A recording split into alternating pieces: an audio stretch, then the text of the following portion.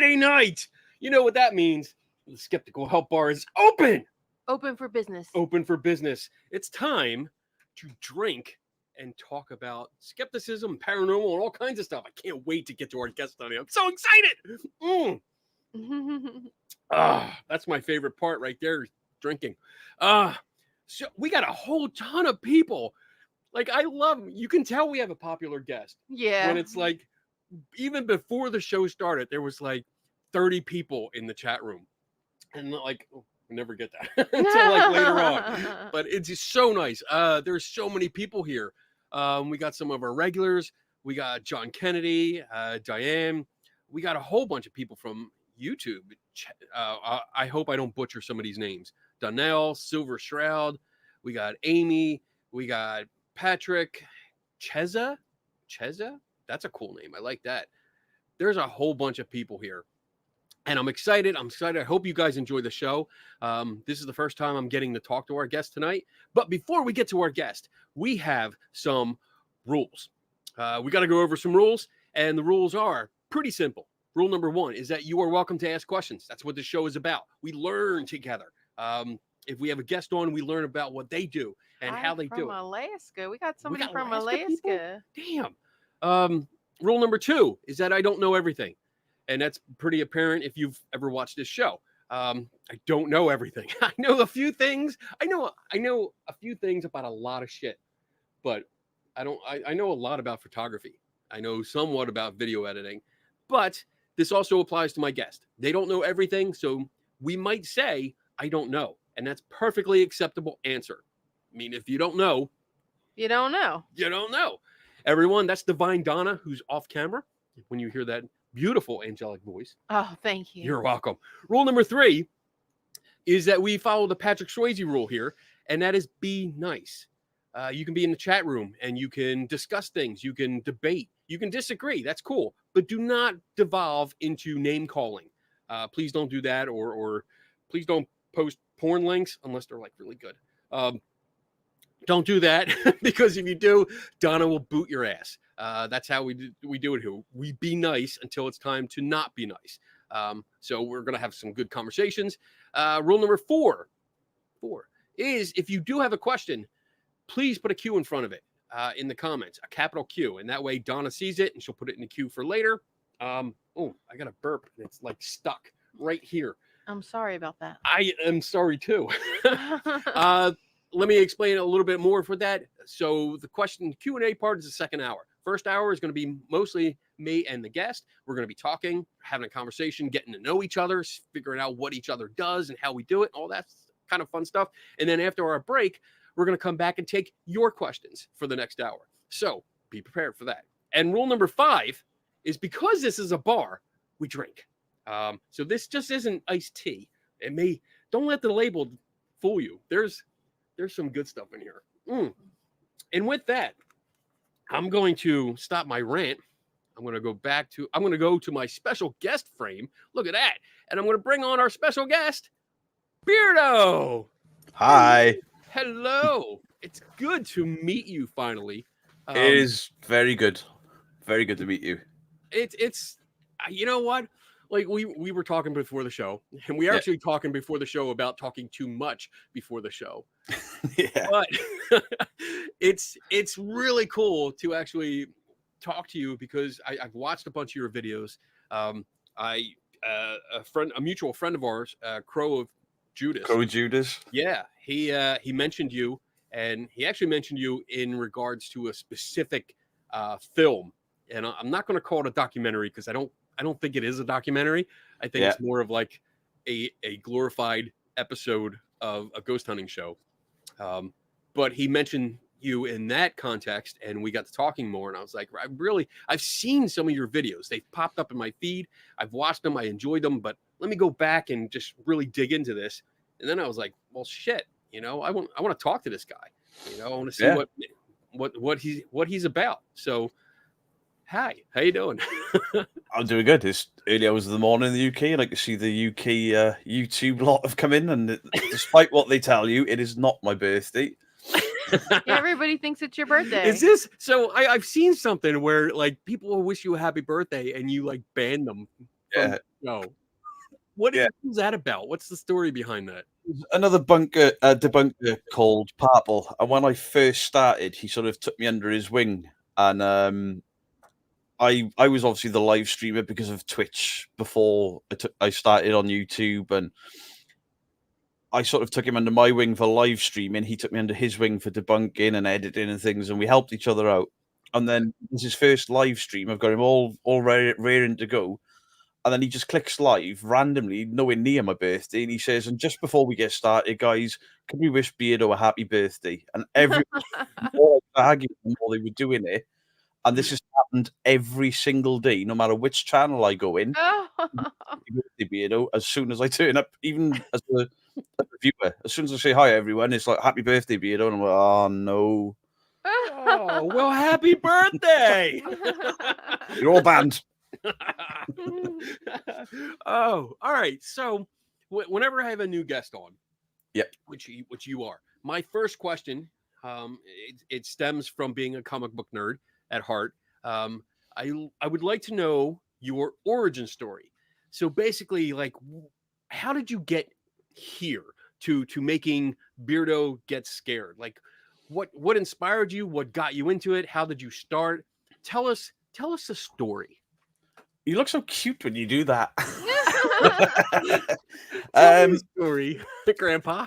So- I don't think you're much older than me. You might even be younger than me. Probably older than you. Right. So my story basically, as a child, I saw something. My granddad was just, "Nah, it's not what you think it is." Basically, I woke up and there was a guy stood in my bedroom at my grandmother's house. Okay. I freaked out. I didn't think it was a ghost. There was a guy stood in the bedroom. I screamed the place down because I'm 4 or 5 years old. The light comes on. My granddad's, "Oh, what are you shouting at?" I was like, "There was a man stood there. There's a man stood there." And I still remember it. And he was like, "There's nobody there, look." And my nan was like, "He's scared. He's scared. Do you want to come in with us?" And no, he's got to, Years later, my uncle, who's 10 years older than me, had the exact same experience in the exact same room and described the same guy. He then, years later, goes on into the military. He comes home from the second Gulf War, and we have this big family get-together and a party, and my grandmother pulls out this photo album, and as she's flicking through it, I just felt like this horrible cold sweat, and I was like, "That's that guy." And my grandmother was like, "What do you mean that's that guy?" I mean, I'm sort of 15, 16 at this point. And I was like, "That's the guy that was in my bedroom." And my uncle looks over and he went, "That's who I saw." And it turns out it was my grandmother's father. And the reason none of us had ever seen this photograph was it was the only one of him she had, because he died. I can't remember if it was before she was born or when she was still a very young baby. He died quite young from an injury that he sustained from the war, something to do with his lungs, I believe. Wow. Oh, wow. And that was sort of the start of that. Then I had a few weird experiences as a kid, but my mum always said, "You've got an overactive imagination," and I was always drawing, trying to make music. "You're very artistic, so maybe it's your brain." And all right, cool. And then nothing for a while, and then I had a really bad experience with a Ouija board. Tell us about that. Right. So I was 17 years of age. I remembered the story as taking place on Halloween in whatever year it was, and then I've spoken to the people that were there this year, and they were like, "It wasn't Halloween. It was Friday the 13th, which is why we were watching Friday the 13th." But my memory was like it was Halloween because we were watching horror movies. Right. So we go through the story. Basically, we're all messing about. It's not even a proper Ouija board. We've drawn it on the back of my dad's vintage Monopoly board, and he's not happy. They've gone on holiday, don't have a party. Of course, I had a party. We even drew a pentagram and some evil stuff on there to make it look better.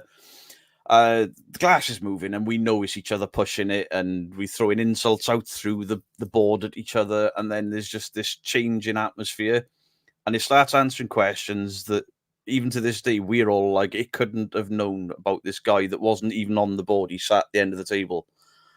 And he just loses his temper with it. And the glass basically shot off the table and exploded midair. And we all tore out my mother's house. It scared me that bad. I moved out my mum's house at 17 years of age.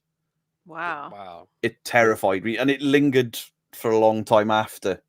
Now, was it the Ouija board? Was it just the kinetic energy of scared teenagers with alcohol? And I think some people were smoking the devil's lettuce. And was the fiction building up some heat?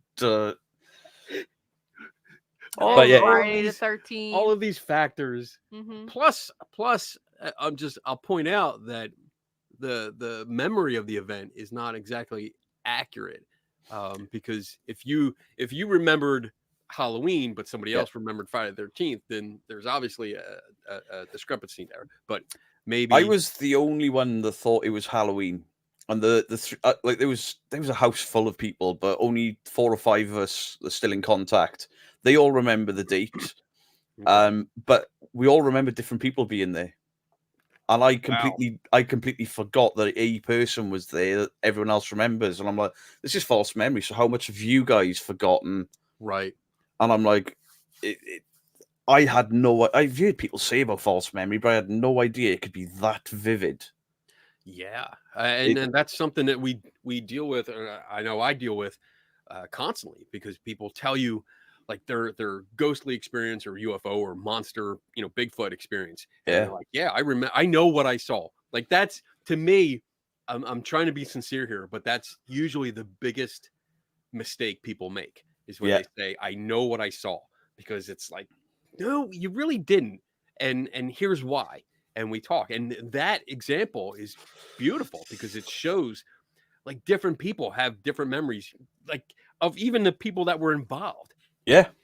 And once, I think we've talked about stories before where like I've known people that have told stories of like a ghostly experience when they weren't even present for it, but they've been a part of like this friend circle so long, they've heard the story so much that they've adopted that story as their own. Yeah. And that's amazing. That's actually a cool story. I like that. Yeah. It wasn't so cool for me at 17 years of age. Yeah, And so there was that. And then for years, nothing really. Like, people would do Ouija boards, and I'd be like, I ain't going near those things. I'm never touching one ever again as long as I live. They're horrible. And then a TV show called Most Haunted came out. And I was fully invested. I was like, this is real. And then we used to have these little parties, not the same group of friends because I'd moved away, but we'd all pile into a house. We'd watch Yvette Fielding and co. fake the crap out of everything. And then we'd all believe it. And then we'd go to local abbeys and abandoned buildings, and we'd try and get the same effects. Like, why isn't this working? Why can't we get that? Why can't you get what you saw on TV? Yeah, we can't even get a knock. We can't get a whistle. And I kind of gave up on it. Children were born and all the rest of it. Right. I did music for years and years and years, as well as my job. Then I did Twitch streaming because I was like, nobody wants to watch a nearly 40-year-old fat guy sweating too much, jumping around the stage. I'm not, to 30 people if I'm lucky. So I was like, I'll try Twitch. And then Twitch started to die off for me. And then my wife was like, you love the paranormal. You play all these scary games. Why don't you try and do something with the paranormal on YouTube? I was like, cool. So I started looking for videos that could be real. And my first couple of weeks or months on YouTube were a bit rough because I was like, this is cool. This is cool. Hang on. I don't know about this. And then I accidentally debunked the channel called Mindseed TV. And then the channel just kind of exploded in the last year. Wow. So, and yeah, I mean, I've gone back and looked at your videos, and I thought you were on a lot longer. No. But I mean, that's amazing to see you go from, because the early ones I looked at, they were about streaming video games. Yeah.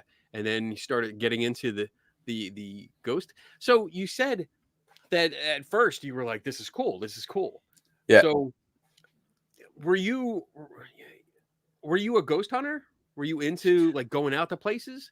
I have been on and off since I was a teenager. And then obviously the TV shows, they impact how you investigate. And right. And then my my mother-in-law paid for an event. We went down to a place called Margam Castle, reportedly majorly haunted, and we'd gone down there with this group. There was about 50 people on there, but the place is massive, and we were like, "This is so cool! If Yvette Fielding and co have been here, this is going to be brilliant." And after about 2 hours, I was like, "This is one of the worst experiences of my life. This is worse than me going with the boys and a couple of beers to sit in an abbey all night talking to a wall." And it's like, why? It's because everyone's screaming and running, everyone's seeing things that I can't see. How can you see a shadow figure when there's no light? We can't see our hands in front of our face. And then the people running it, they were really good and really nice. And they told, no Ouija boards because the building owners don't like it. And there were Ouija boards everywhere and people were screaming. And I was, this is awful. I'm never, ever paying for one of these experiences again because this is not what I wanted to do. Right. It was great to have access all over this building because you can't normally access all of it. You've only got the ground floor. So we were seeing all the upstairs, and it was good in that respect. It was a little paracon as well, so there were some guests there and shamanic healers and things that were just talking about what they did, people that were into cryptids. And even if I wasn't necessarily a believer in any of it, it was interesting to listen to people's stories and what their belief systems were. Right. I enjoy that. I'm sorry, go ahead. No, it's gone anyway. I'm sorry. But I'm the same way. I mean, I'm a professional skeptic. This is what I do for my day job. So when I go out, I'm still interested and involved in going to paranormal conferences and gatherings and events. And I mean, we've gone to psychic fairs and going around the same kind of thing, like crystal healing and Reiki and all kinds of like every kind of bullshit you can imagine under one roof is there as long as you want to pay for it. Because that's what it's all about. Pay for it. But I enjoy it. It's not like I go and I get, well, let me rephrase that. I usually go and I don't get too frustrated or disgusted. There are times when I do get extremely like I can't believe they're doing this shit. I can't believe they're causing or they're charging for this and they're lying to this person. The cold reading techniques and stuff that people do, and then they focus in. Like my wife said to me a few years ago, why is it that I'm always singled out by like psychic mediums and stuff? And I was like, because of your anxiety. They can spot that a mile off. They see you chewing your fingers. They see you clasping your hands too tight, and they're like, bingo. Yeah, there we go. And then your eyes give you away. You can't lie for anything. You're so nice. And don't forget, we bought the tickets online. And right. Yeah. And it's, you buy the tickets online. So they have your credit card information, your name. You do a search. They have information on you. So now the people in the back with the microphone can tell the psychic or medium with the earpiece, what's going on with you. I get it. Yeah. And it's, yeah, I mean, that kind of stuff, that's a brilliant mark. And I don't mean to criticize her, or make her. I'm the same way. Yeah. Donna's the same way. I mean, it's because you're a very honest person. Yeah. And I think that's what it is. Like, you don't want to lie or you can't lie. You don't want to lie. And you can see it in someone's face. Like, oh, especially if you're working the crowd. And this is something I've noticed. Like, if you work the crowd, and you're looking around and you're looking for everyone else that's nodding their head all the time or going, oh, ooh, like really sympathizing or feeling that empathy with other people. Like, they are definite marks because they already believe. Yeah. And they're totally invested in it. So it's like, why don't people focus on me? It's because I'm normally sat there like that. Really? Well, you're that's scary. Kenny too. I'm not scary. You're scary. I'm like, damn. Like, if I was working the crowd and doing like, because if I do lectures on like photography and editing and investigation and stuff, if I saw people like raising their hands for questions, I probably would avoid you. No, I'm kidding. I don't avoid anybody. I let even the people that want to freak out, and yell and scream at me. Go ahead, have at it. Yeah, I watched one of your seminars the other day. It was on the paranormal, or the debunking of the paranormal, and you sort of started off. You looked quite nervous at the beginning. You were like, oh, there's a lot of people here, and then all of a sudden this switch turned on you, because obviously the subject matter was front and center, and Right. I was like, this is good. This Oh. is. I'd love to be able to do something like that, you know. That's that's really what it is. I mean, every time I do a lecture, whether it's on like in front of a group or a big stage or whatever, I'm always nervous going up. Yeah. And it's not really nervous because I'm getting in front of people. That doesn't bother me because I do that all the time. The Yeah. nervousness comes because I want to do a good job. Yeah. You know, if people paid to come see my talk, I want to make sure they get their money's worth. You know, I don't want them to leave going, you know, that was just horrible. He was boring.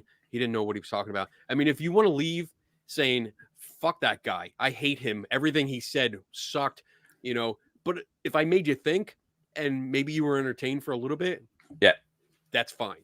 Yeah, So I can be entertained by things that I don't agree with. Yeah.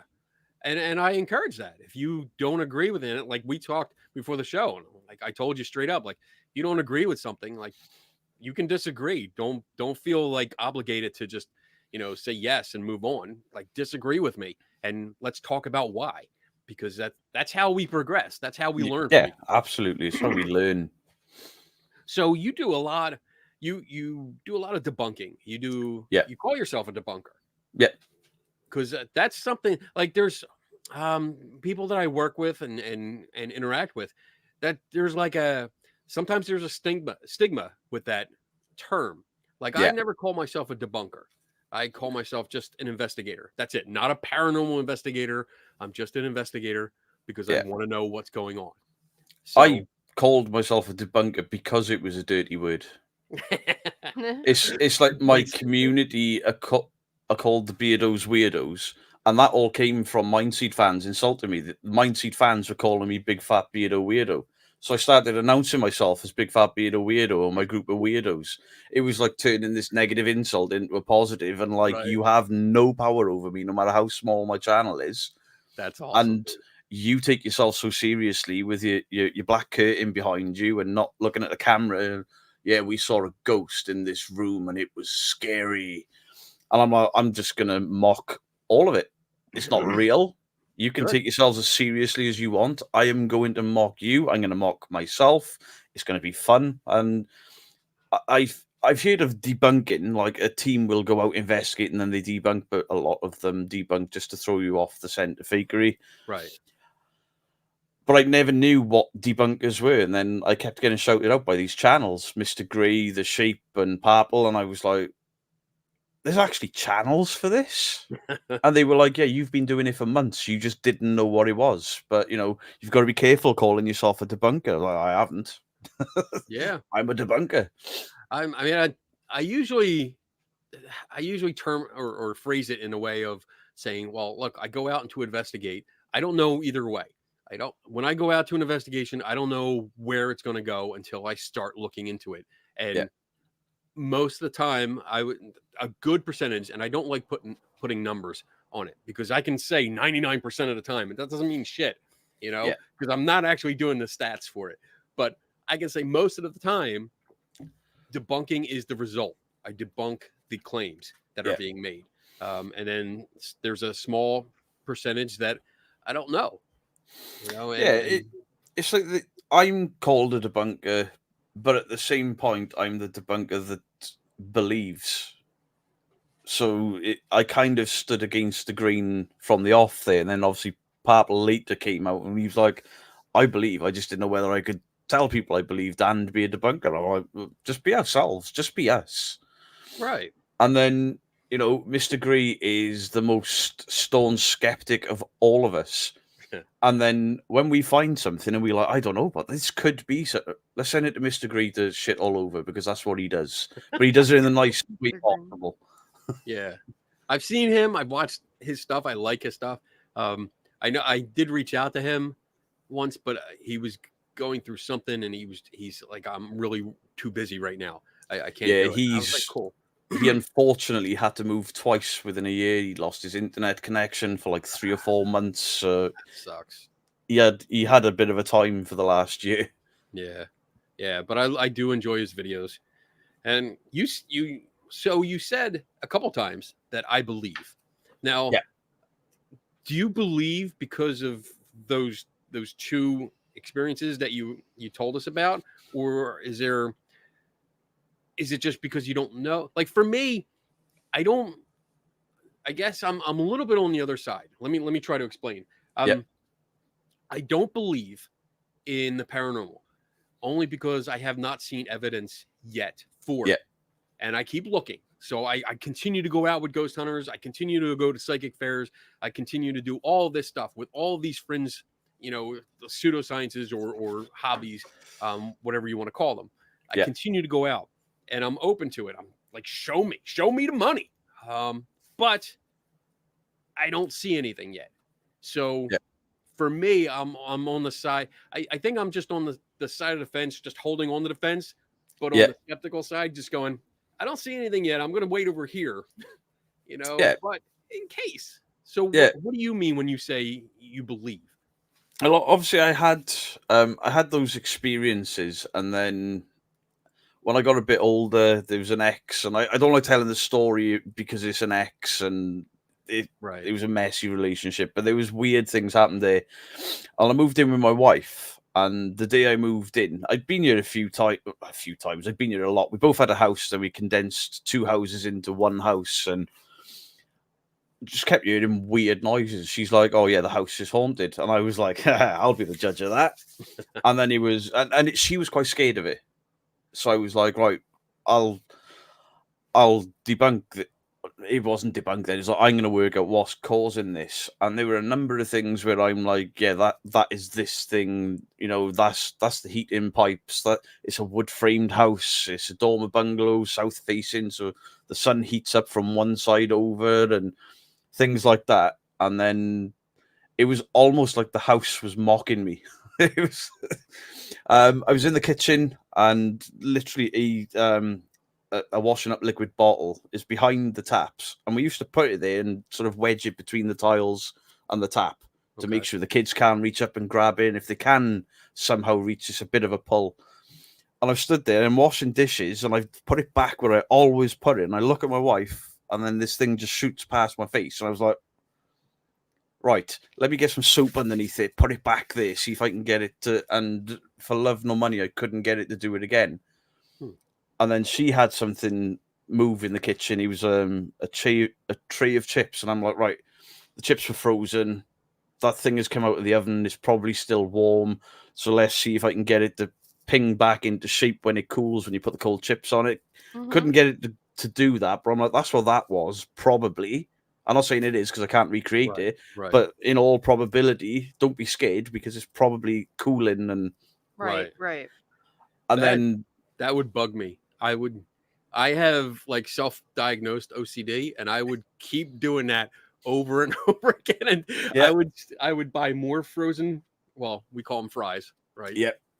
Chips. I would keep buying bags and bags and keep doing it over and over again, refreezing them just so I could until I got it. Yeah, I mean, it's because of you that we were gonna buy dowsing rods. I was like, my wife is like open. She's like, I want to try dowsing rods, and I was like, me too. Let's see what Kenny's got on dowsing rods. And then I watched the episode with the cups of water outside, and the guys. Yes. And I was like, we don't have to buy them now because they're full of shit. I have for that a friend of mine, Mitch Silverstein. He made this little rig.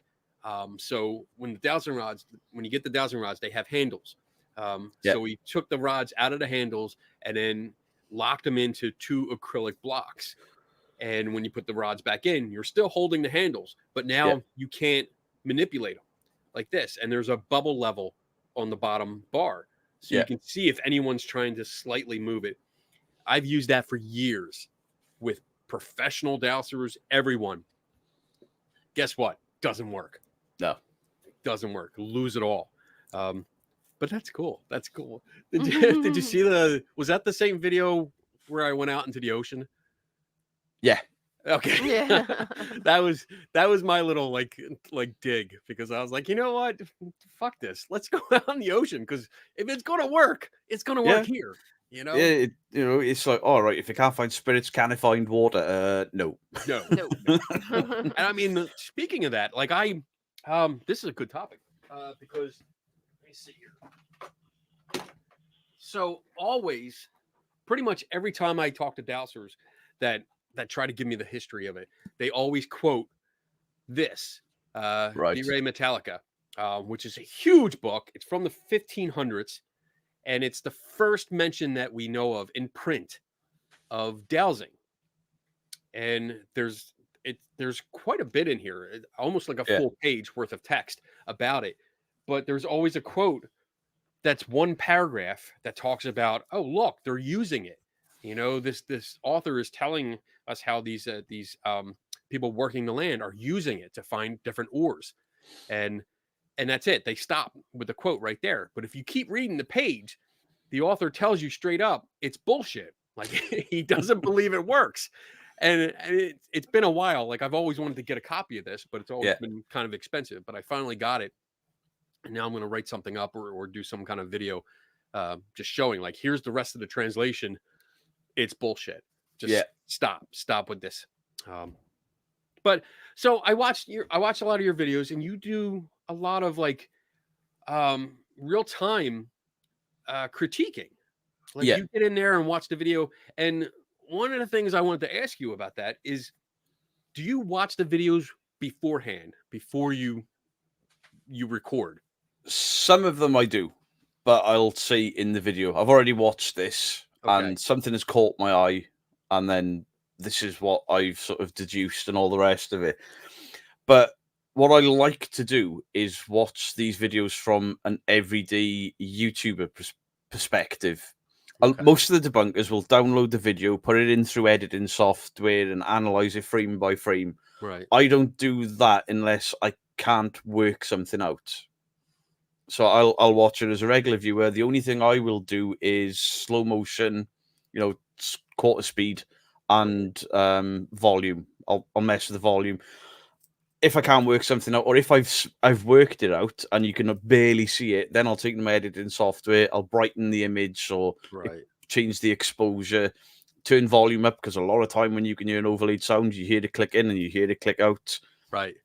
Yeah. But I like to try and make it accessible for my audience, because there are other debunkers that are far better than me, technical debunkers like Mr. Gray and Parple. Their editing skills. I mean, Parple's a video editor for a living, so I'm not going to tell somebody what a mask is. Like an editor would. I'll direct them to Parple. If somebody says to me, well, this SLS figure, and I'll explain it in my terms, and I'll be like, well, if that camera has to see a human to map it, then what's it mapping there? That's fake. It's overlaid. It's got different. Because the one thing I did pick up on was the dots on the stick figure on him. Sorry, that channel had dots on all of his joints. Right. Yet the stick figure walking through the room didn't, and I'm like, right, I've got connects here. Right, one is an Xbox 360, one is an Xbox One, and people haven't realised he's just overlaying it from two different programs. That can't work. And when I called him out on it, he changed it. And then I called him out in the dead pixel, and now the dead pixel has disappeared. And that's what is that? Really Haunted? Like yeah. I remember doing that. That was fun. I came across him. How did I do? Oh, because I had written an article about the Kinect and ghost hunters using it, and just going into like a deep dive into the tech and the software behind it, and like, this is what it does, this is what it can't do, this is what it mistakes, this is how it makes mistakes. And one of the things I said in that article was that most of the time when you see like the creepy, freaky, like just the stick figures that have like 8 limbs, the limbs flying everywhere, and all over the place, they're usually anchored to somewhere.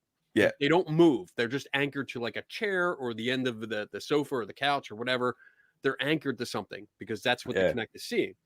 And then his don't. His don't interact. Yes. And two viewers sent me, like, within an hour of each other, they sent me emails saying, hey, you know, like you said this in your article, but this channel is doing this. How do you think they did it?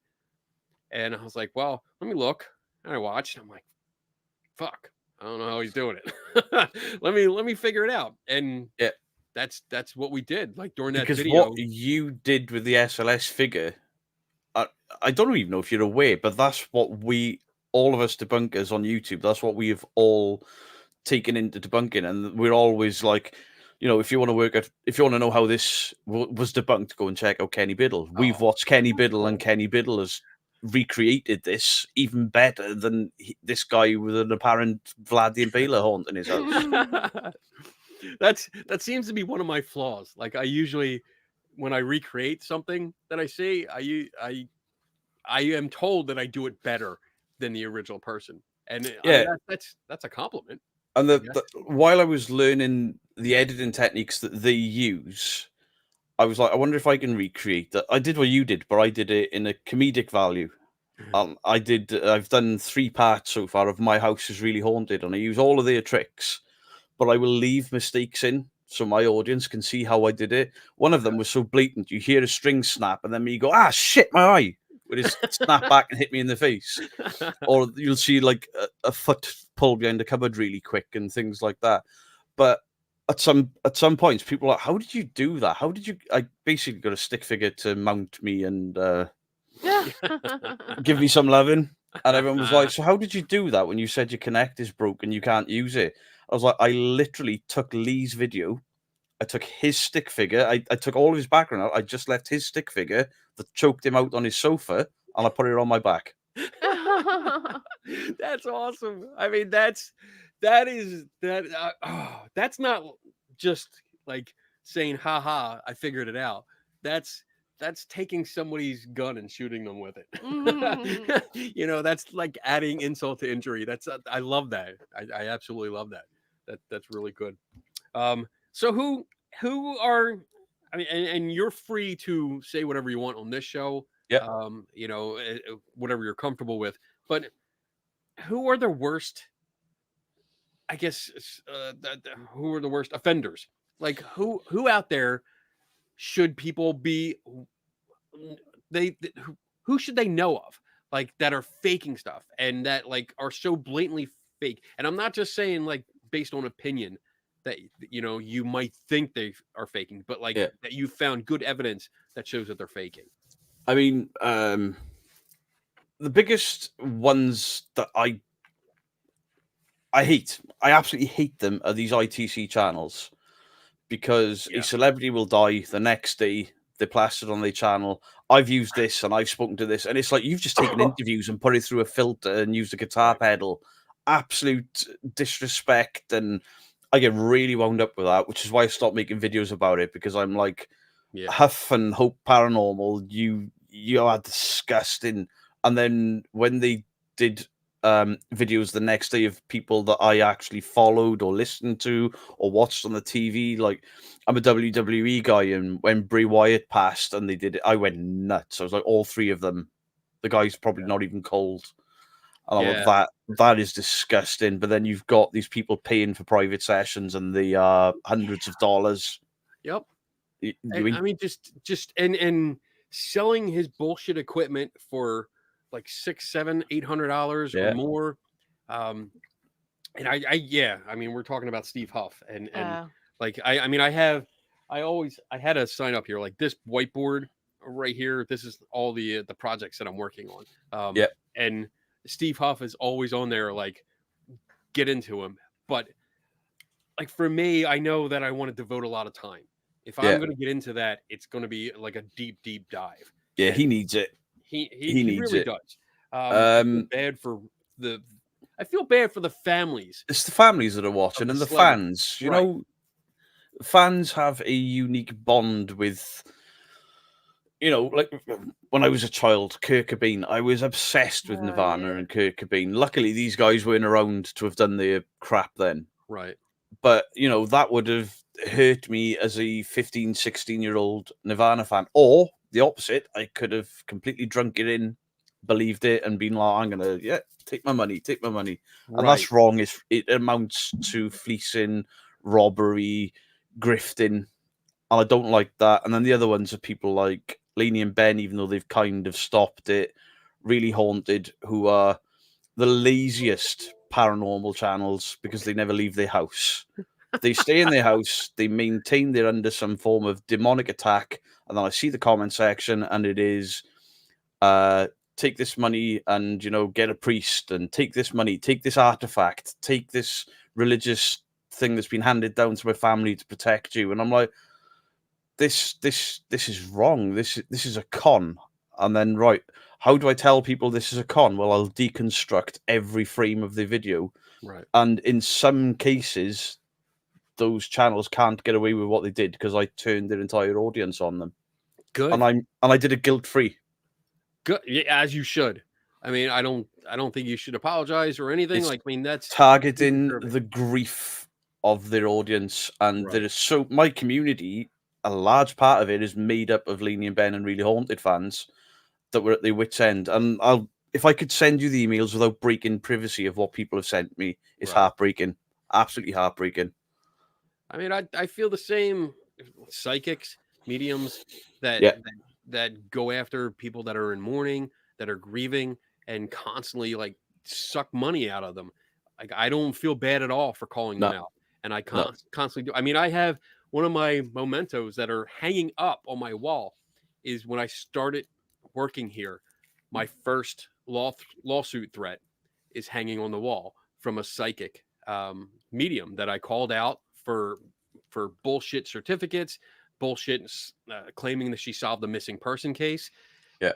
Completely called her out, had all the evidence to back it up, and I got a letter, a formal letter, threatening to sue me and my company. And I mean, I have no regrets. I was right. No. She backed off because she had nothing. Yeah, I had kind of like what you guys get. You get like cease and desist orders over there. I had like management companies try that with me over here, and I was like, take me to court, because I haven't got two pennies to rub together, and half of nothing is nothing. Have at it. Secondly, I don't have to prove you're fake in a court of law. You have to prove to a UK judge that you're really haunted.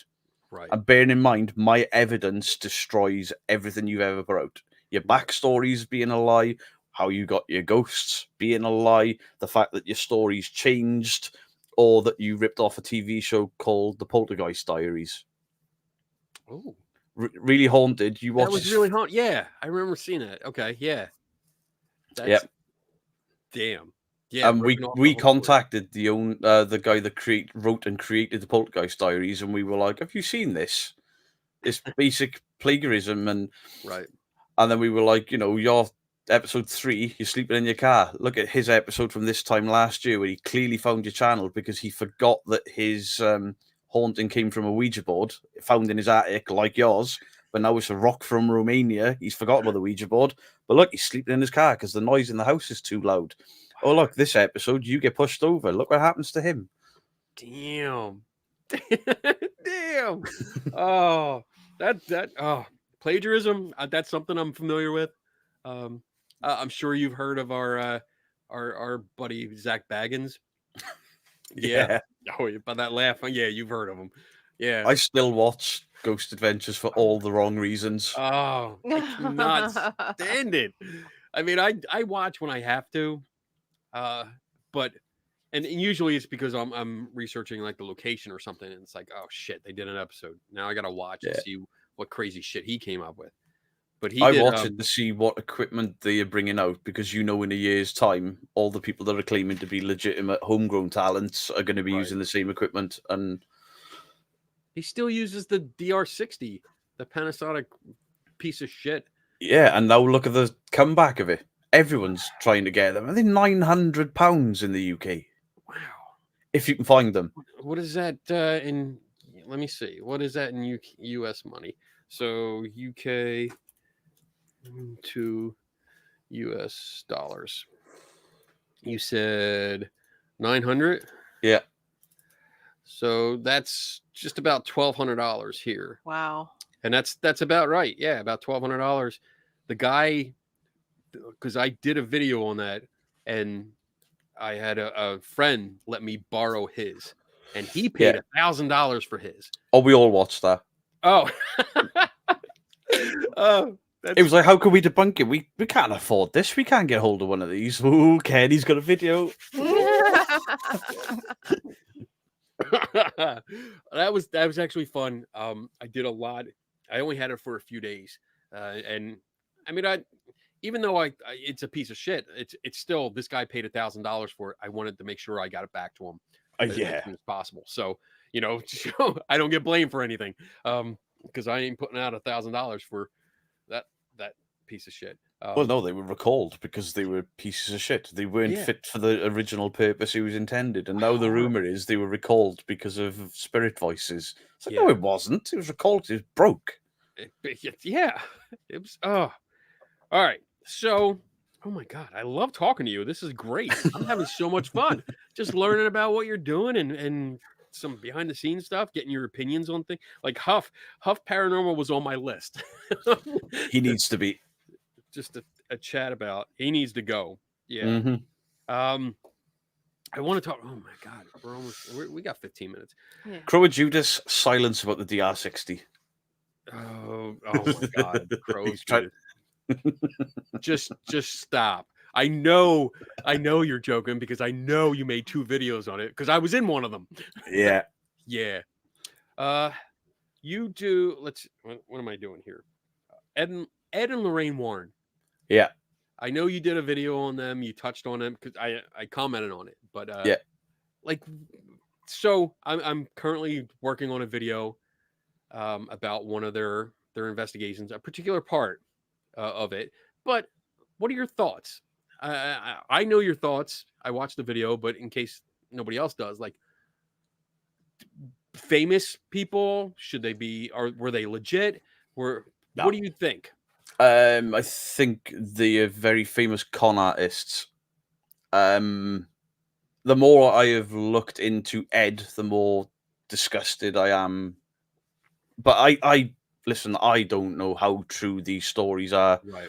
But often there's no smoke without fire. But well, let me say this before you get into that. I'm the same way. I've met Lorraine once. Yeah, I met her years ago. Did not find her to be friendly at all, and I was only there for like 5 minutes that I got to speak with her. But it was only 5 minutes because she wasn't friendly, and I was like, well, I'm not going to talk to you. And most of my opinion is based off of what I've seen in interviews, both in print and in TV. I've seen a couple videos seeing his real attitude come out. Yeah. And some of the background information that's unverifiable, I know about, but I don't really base my opinion on that because I can't verify it. It's the unverifiable in some cases that is damning to them, like the Annabelle doll. There are no direct statements. There is nothing from those people in the house they claim had that doll. There's no proof that ever existed. It just appears in the museum with a story. I want to tell you. So this is the book where it first came out. Yeah. That story. And I don't have.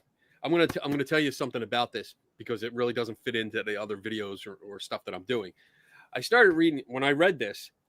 There's a foreword to it, and they talk about the first case that they talk about Ed and Lorraine doing, because this is like a collection of different cases.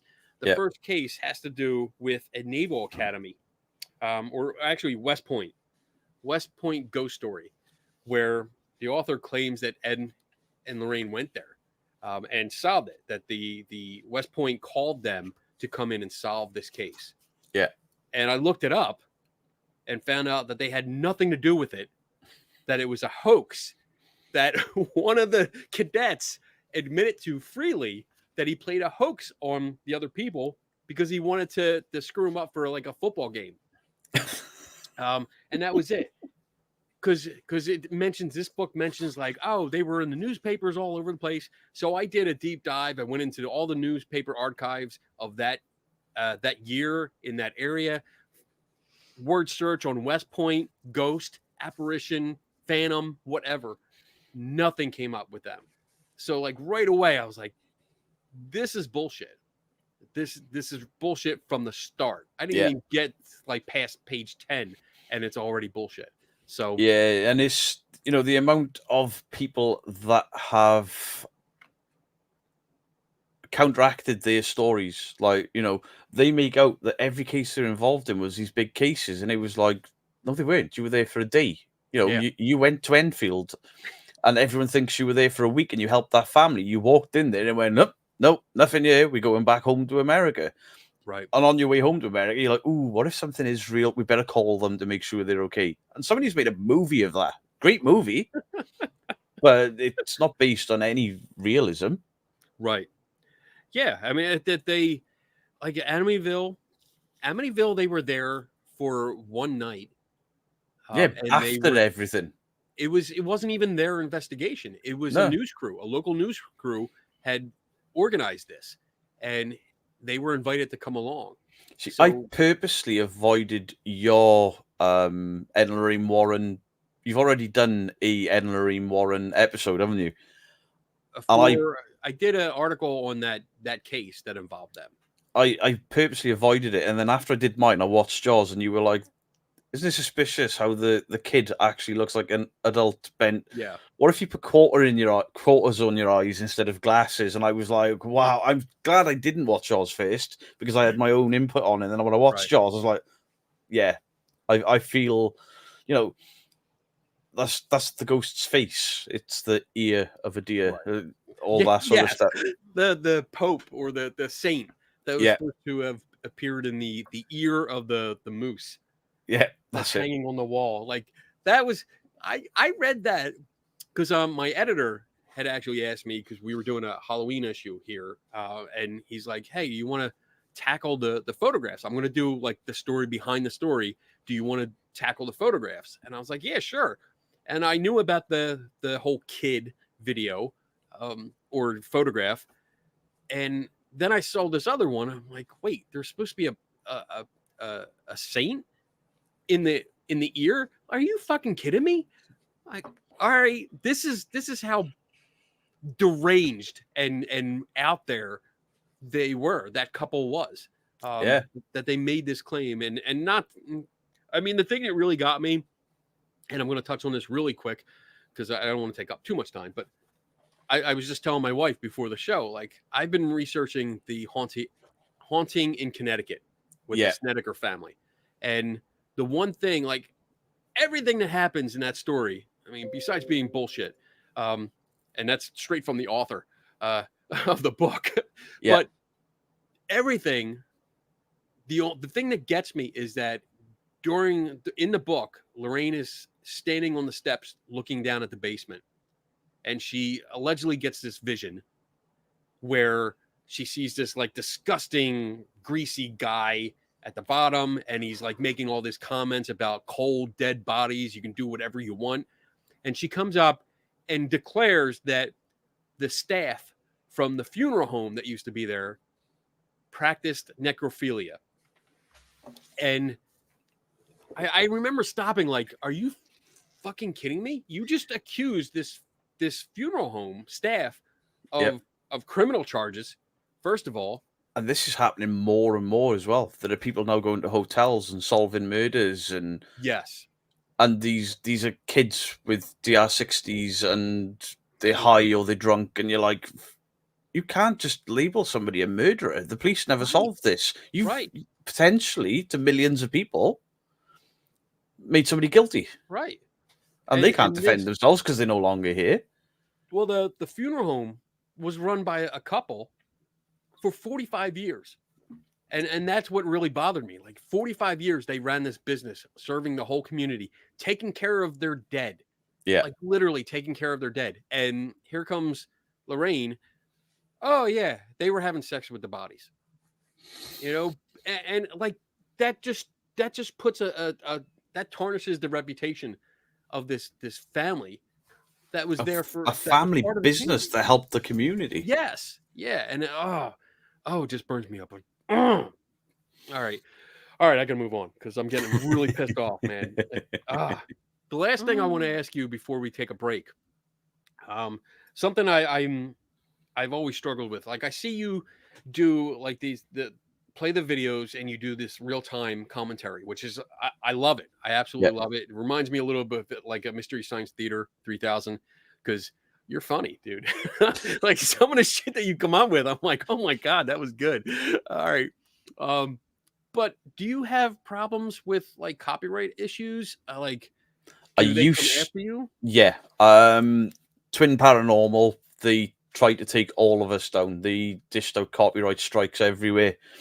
And luckily, Mr. Gree and then myself, because I'd been hit by Really Haunted quite a few times, we'd looked into the copyright, so we learned how to abide by copyright. Okay.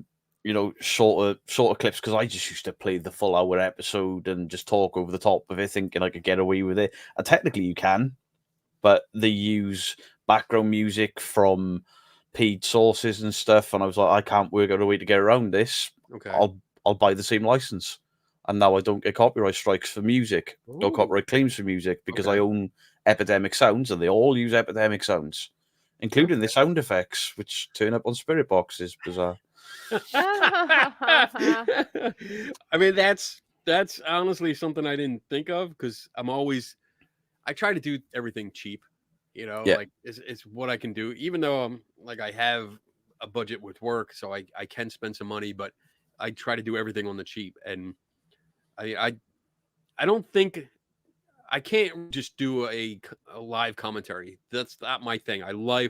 I do the other side where I just break it down. I'm the people like Parple. Yeah. You got me hooked on him. I love it. It took me a little bit to catch up to his speed. Because the first video that popped up, it was actually used to talking about the house in between. Yeah. And I was like, all right, he was mellow in that, but then I saw the first video I watched of him. I was like, whoa, pause, rewind, slow down. He is exactly the same in real life. He is 100 mile an hour at everything, and then he'll have these really chilled moments. He is one of the funniest people I've ever met in my life. Like him. But he is super intelligent, unless it comes to geography, and then he could get lost in his own house. Yeah, I definitely liked watching him, and just watching you guys like do the voiceover, or the picture in picture, and watching a lot of their scenes. And like I usually try to keep it down to like 25 seconds of video that I use at a time, and I have my disclaimer on the beginning of the video that it's all for educational and fair use, because I can use the fair use here in the States. But I wasn't sure how you did that, how you got around that. But I used to put disclaimers up, and then I was like, for me, they always seemed pointless. So now I'll make whatever videos I want, and then I'll wait for the copyright claim to come in, and then I've got a copy and paste paragraph that I'll send you if you need it. And I send that to YouTube, and the only one I've lost in the last 8 months was to Ghost Adventures. Oh. Because it's owned by a TV network as opposed to YouTube. Okay. And I knew I was risking that, and I'm like, do you know what? If they want my 70 pence of ad revenue, they can have it. Yeah. Me and Zach have history. Sorry, Ghost Hunters Taps. Oh, okay. I'll ask. Jason is a friend of mine. Yeah, but Jason wouldn't. He probably doesn't like me wouldn't. because It would of be like Pilgrim films. Yeah. Probably. Yeah. Okay. Yeah. All right. So we're at the hour mark. What we're gonna do is we're gonna take a 4-minute break. Because that's good because I gotta pee. We're gonna take a 4-minute break, and then when we come back, we are going to do viewer questions. So I know there's a few questions already in the queue. So this is the time that if you're watching in the chat room, and if you have questions for myself or our special guest, Beardo, please do us a favor, put a capital Q in front of your question in the chat, put it in the chat room, and then we'll come back. We'll get them all in the queue, and we'll try and answer as many as we can in the next hour. And we'll have some fun. We'll continue this conversation. I'm having fun. I'm loving it. So I'm really enjoying this. All right. So let me get this. Let me queue up our commercial. And we have 4 minutes and 11 seconds from now.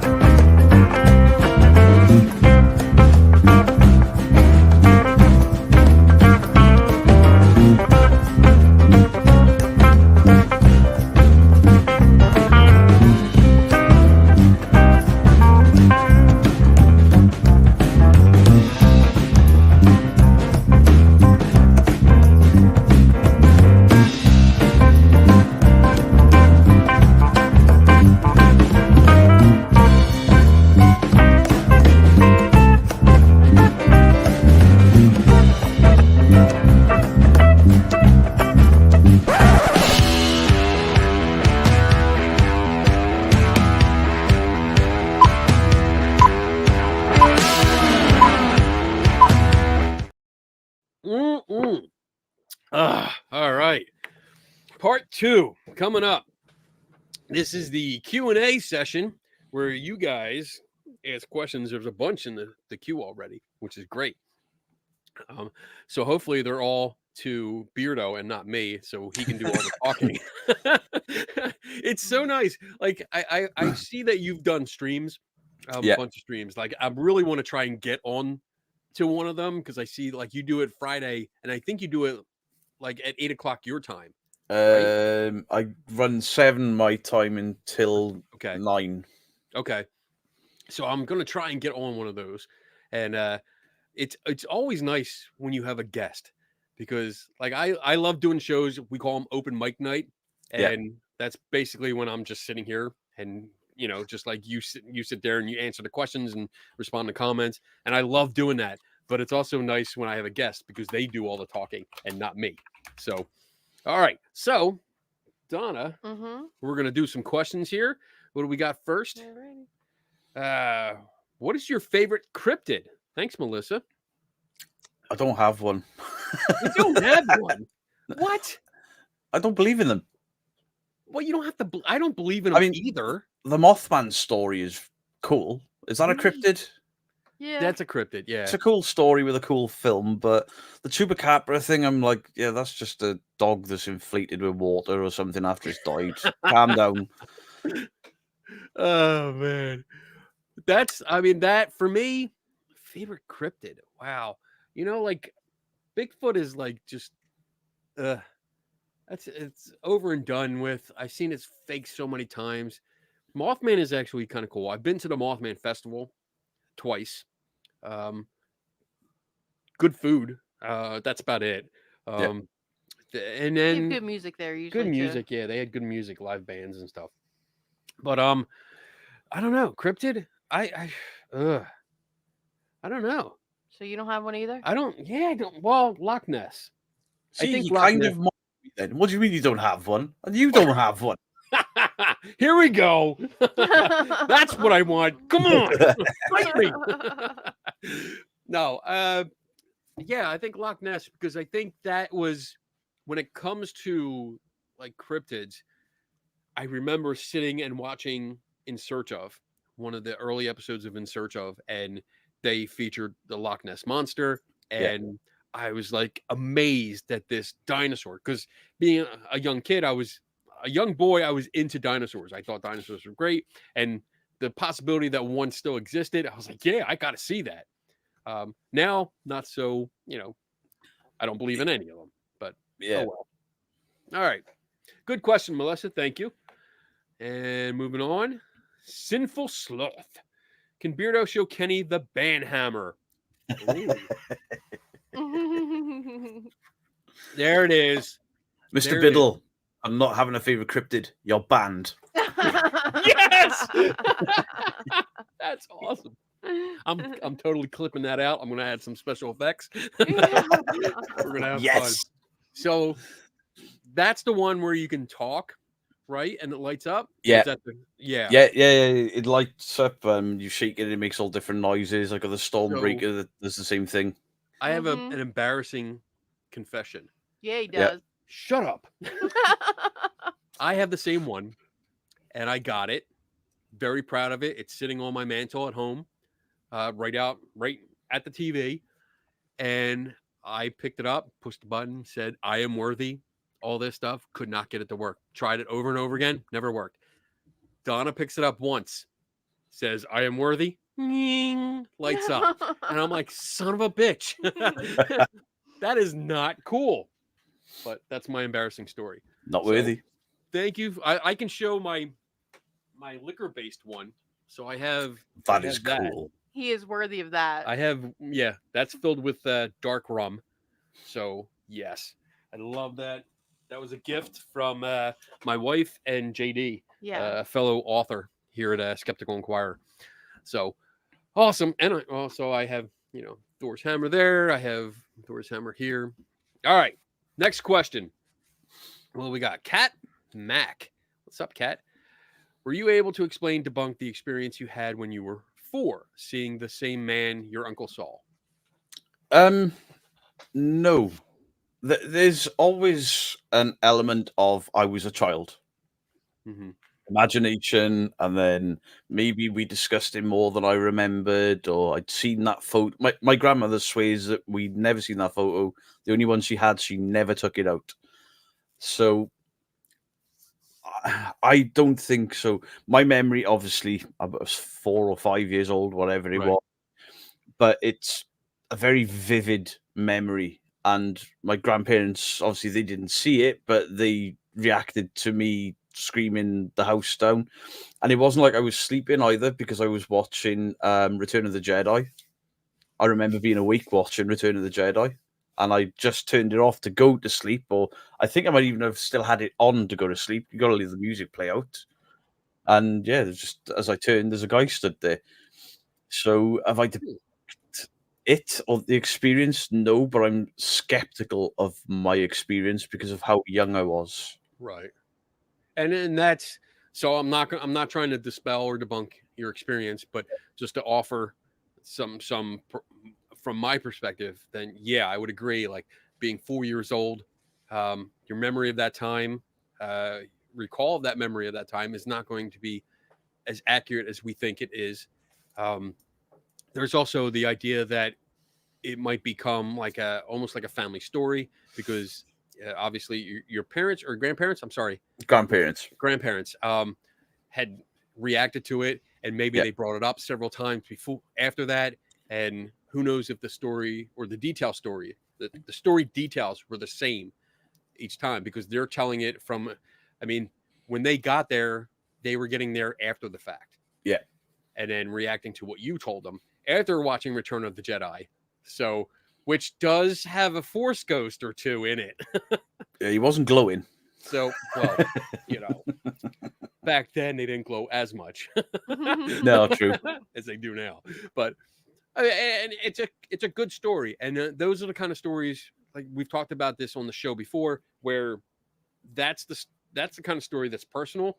So there is no reason for me or anyone else to debunk it because it's personal to you. If Yeah. it makes you feel better or comfort, if it brings you Exactly. comfort, This yeah, is something I get into all the time, arguments with people, and they're like, You're crapping on people, you're crap I'm not, I'm crapping on crap content. If somebody comes to me and says, "Oh, so I smelt a certain smell of my grandmother," and things like that, I'm like, "Have that, take that, right, yes, by all means. Your grandmother visited you. If that makes you feel better, latch on to it. She was there for you. I'll never ever take that away from anyone at right, all. If you're going to send me some footage and say I've captured this in my house and it's scaring me, I will do my best to pull that apart." And I did it for one guy. I was like, "Well, that actually is a cobweb right in front of your Ring doorbell that you've got in the garage that you're using for CCTV. That's where the motion is getting triggered. But because it's right in front of the lens, it looks like something's walking past. But beautiful, you've closed the kitchen door, didn't you? How do you know that?" It's because I saw the draft pull. right." And then when you come into the garage, it pulls again. So you've obviously come back through the same door and closed it behind you. The guy thanked me for it. He was like, "I can tell my kids we don't have a ghost in the garage." Awesome. Sorry, That's garage. you're right. It's all right. We're not politically correct here. You can say whatever you want.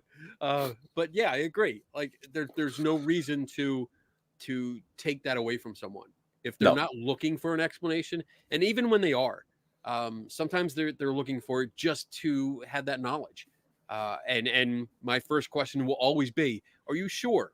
Because I'm going to give you like a perspective that's definitely skeptical.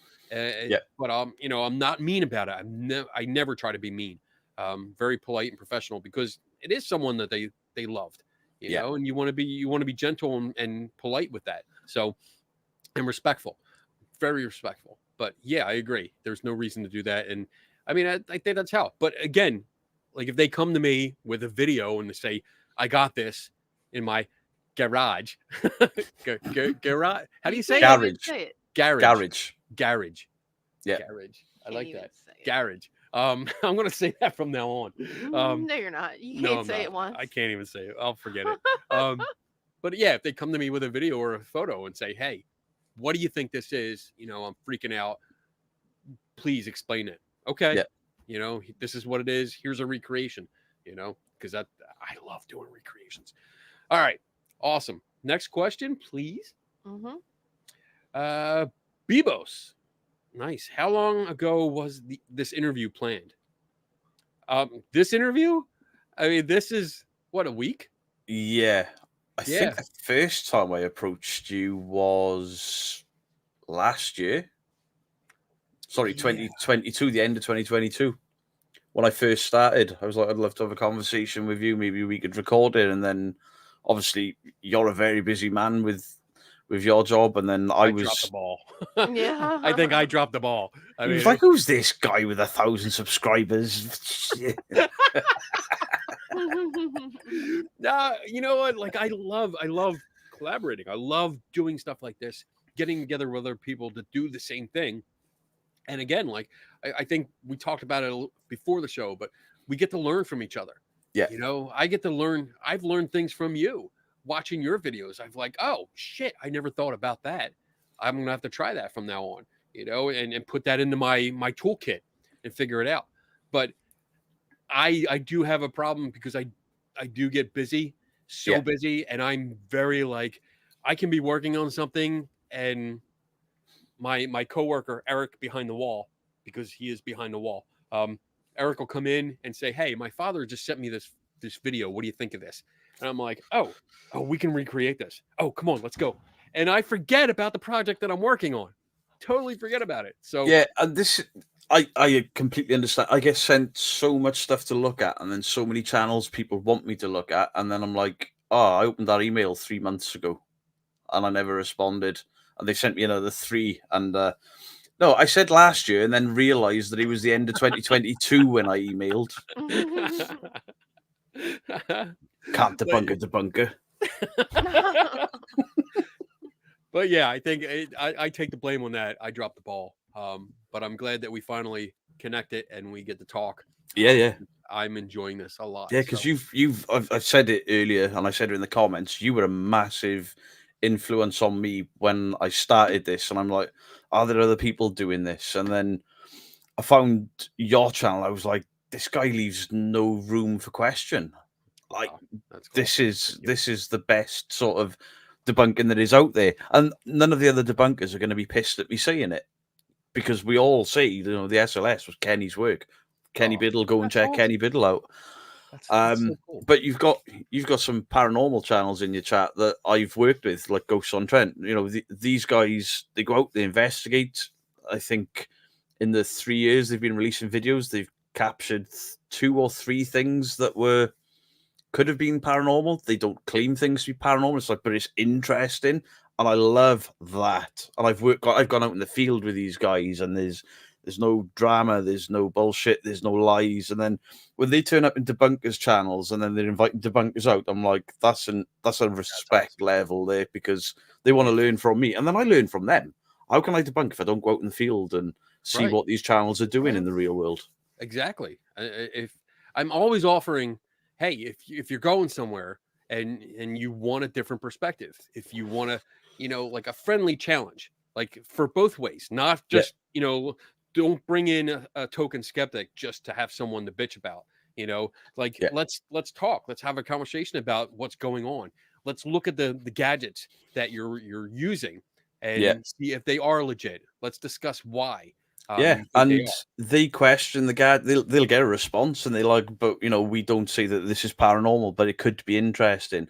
Or they had the only thing they've ever had move in a video, and they were like, "Can you take a look at this for us? Here's the raw footage." A lot of channels, I'm like, "Can I see your raw footage?" And they send me edited footage, and I'm like, "You're full of it. I can see cuts," you know. Whereas these guys, they offer it to me before I even ask, "Do you want to see this raw footage?" Only 2 channels have ever done that. That's awesome. They give me access to the Google Drive, so I can see everything they've got on there. Nothing's held back, and that's respectable. I like that. You know, and like you said, you don't get that too often. No, I'm always asking, like, hey, I see a video. Oh, there's only a 10-second clip. Do you have the raw footage? Can I see like the 10 minutes beforehand? Can I see 10 minutes afterwards? Can I see this? And usually it's like, bling, you're delete it, blocked, and you don't get anything. And why? You know, I asked a simple question. This is, if you're calling yourself an investigator, especially when you go into, I'm a paranormal investigator, like that's what we do. We investigate, we share data, we get consultation from other people, and not just other ghost hunters. I can't stand that. Honestly, like if you're showing photographs or video to someone that doesn't do photographs or video, that's not peer review. That's not No. consultation. That's like getting your buddy to say, yeah, really cool. So, Yep. All right, cool. Moving on. Next, my producer's tapping. She's like, next question. Come on. Sorry. Dean Bailey. Kenny, what are your thoughts on haunted objects such as Annabelle? This is good. This is He's got a actually- basement. Oh, I got a basement full of shit. I have a display cases out here in the seminar room, full of shit that people have given me over the years that they claim to be haunted. But specifically, I mean, we can talk about Annabelle because that actually came up in online conversation between us. So Annabelle is just a doll. It's just a doll. And all the haunted claims, the cursed claims, the possessed claims are from people afterwards that hyped up this story. Because, and I want, this is actually really good. I want you guys to go, if you want to, get a PDF for free. Don't actually buy the book unless you can get it secondhand. Yeah. Like I don't want the publisher to getting the money for selling this stuff. But if you go to the chapter on Annabelle, what's the book called, Kenny? You're just showing it real quick, but people can't see it. Oh, it's called The Demonologist.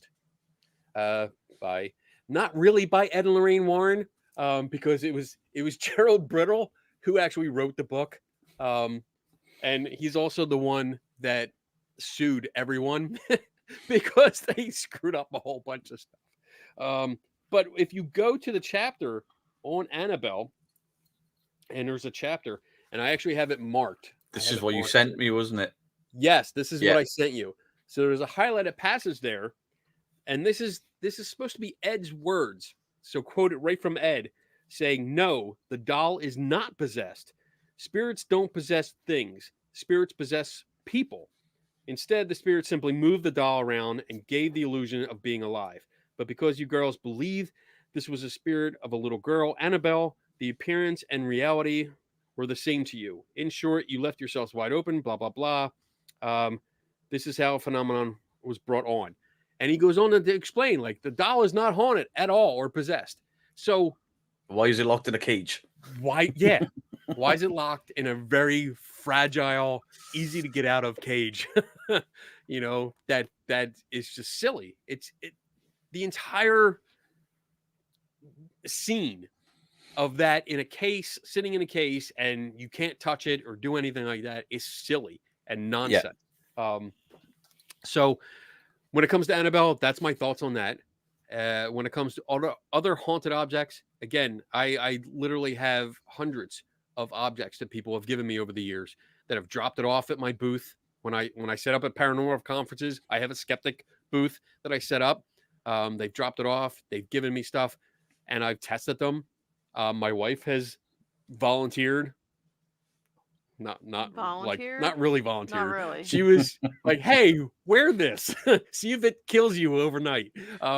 You know, like stuff like that. But nothing is ever shown to have any kind of activity to it. Yeah, my wife is far more open to it all than me, and she was like, "We'd never ever go into the Warrens Museum," and I was like, "Why?" She's like, "You'd lick Annabelle, wouldn't you?" I was like, "Of course I would."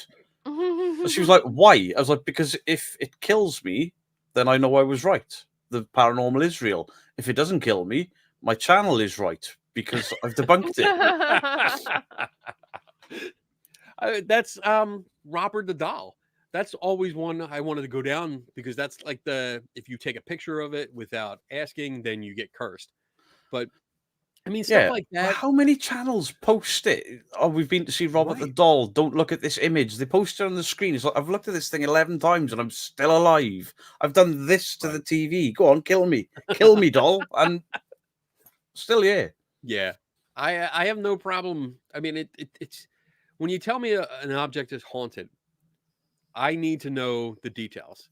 I need to know why is it haunted? Like, what's it do?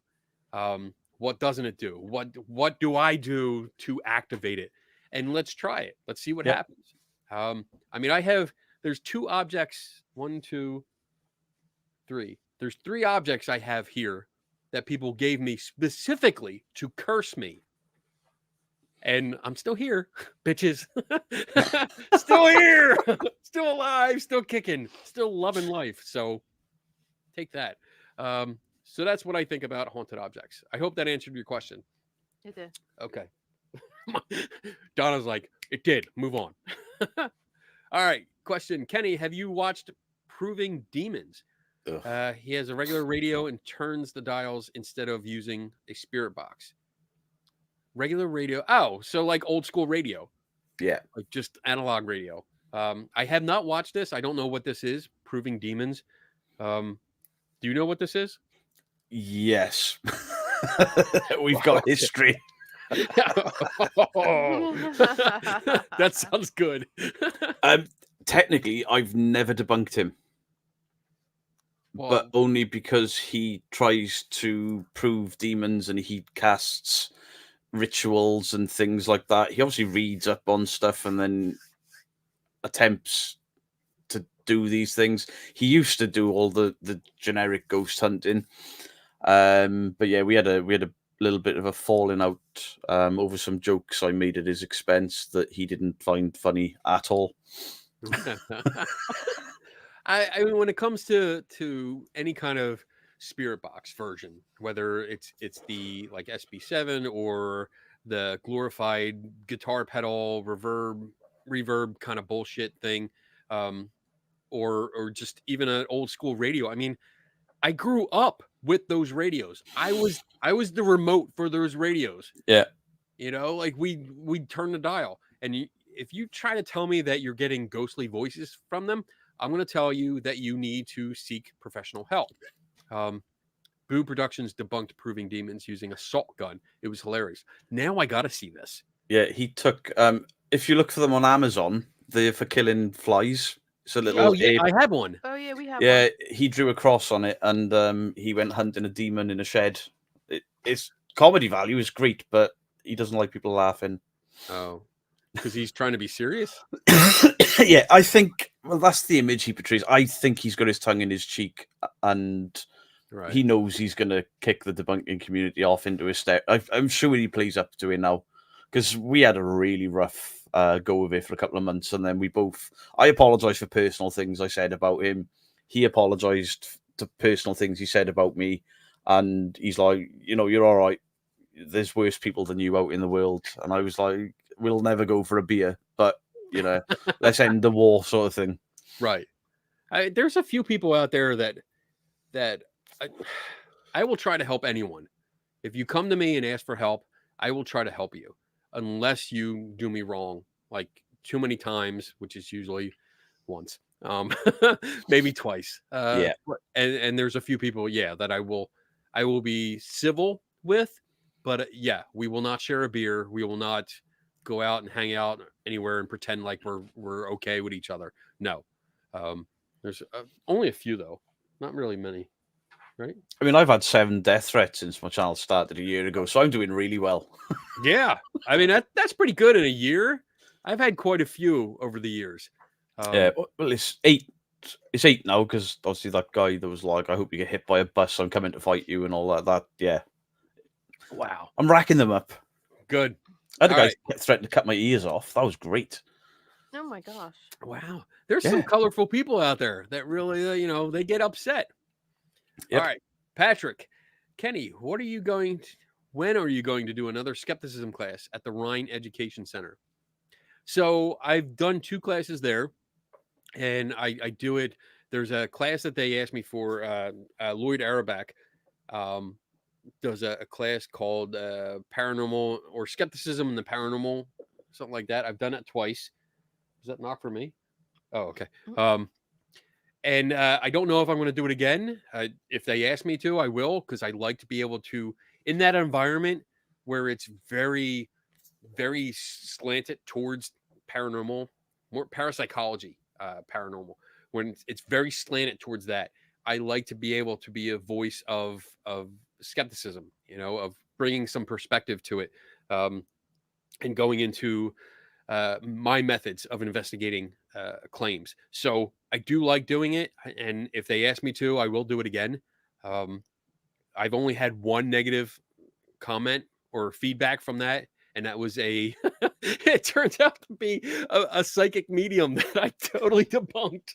She was pissed off after taking the class and realized that I was the one that wrote about her. So, but hey, you know what? That's what it is. If you fake shit and you're charging money and causing people financial loss or emotional loss or anything like that, then damn well, yeah, I have no problem calling you out. I don't care if you take a class or whatever. That's not what I'm here for. I'm here to educate. So there you go. All right, good question. Thank you, Patrick. Ian, if Beardo didn't have a beard, would he be called Chino? No, it'd be called Shaved-O.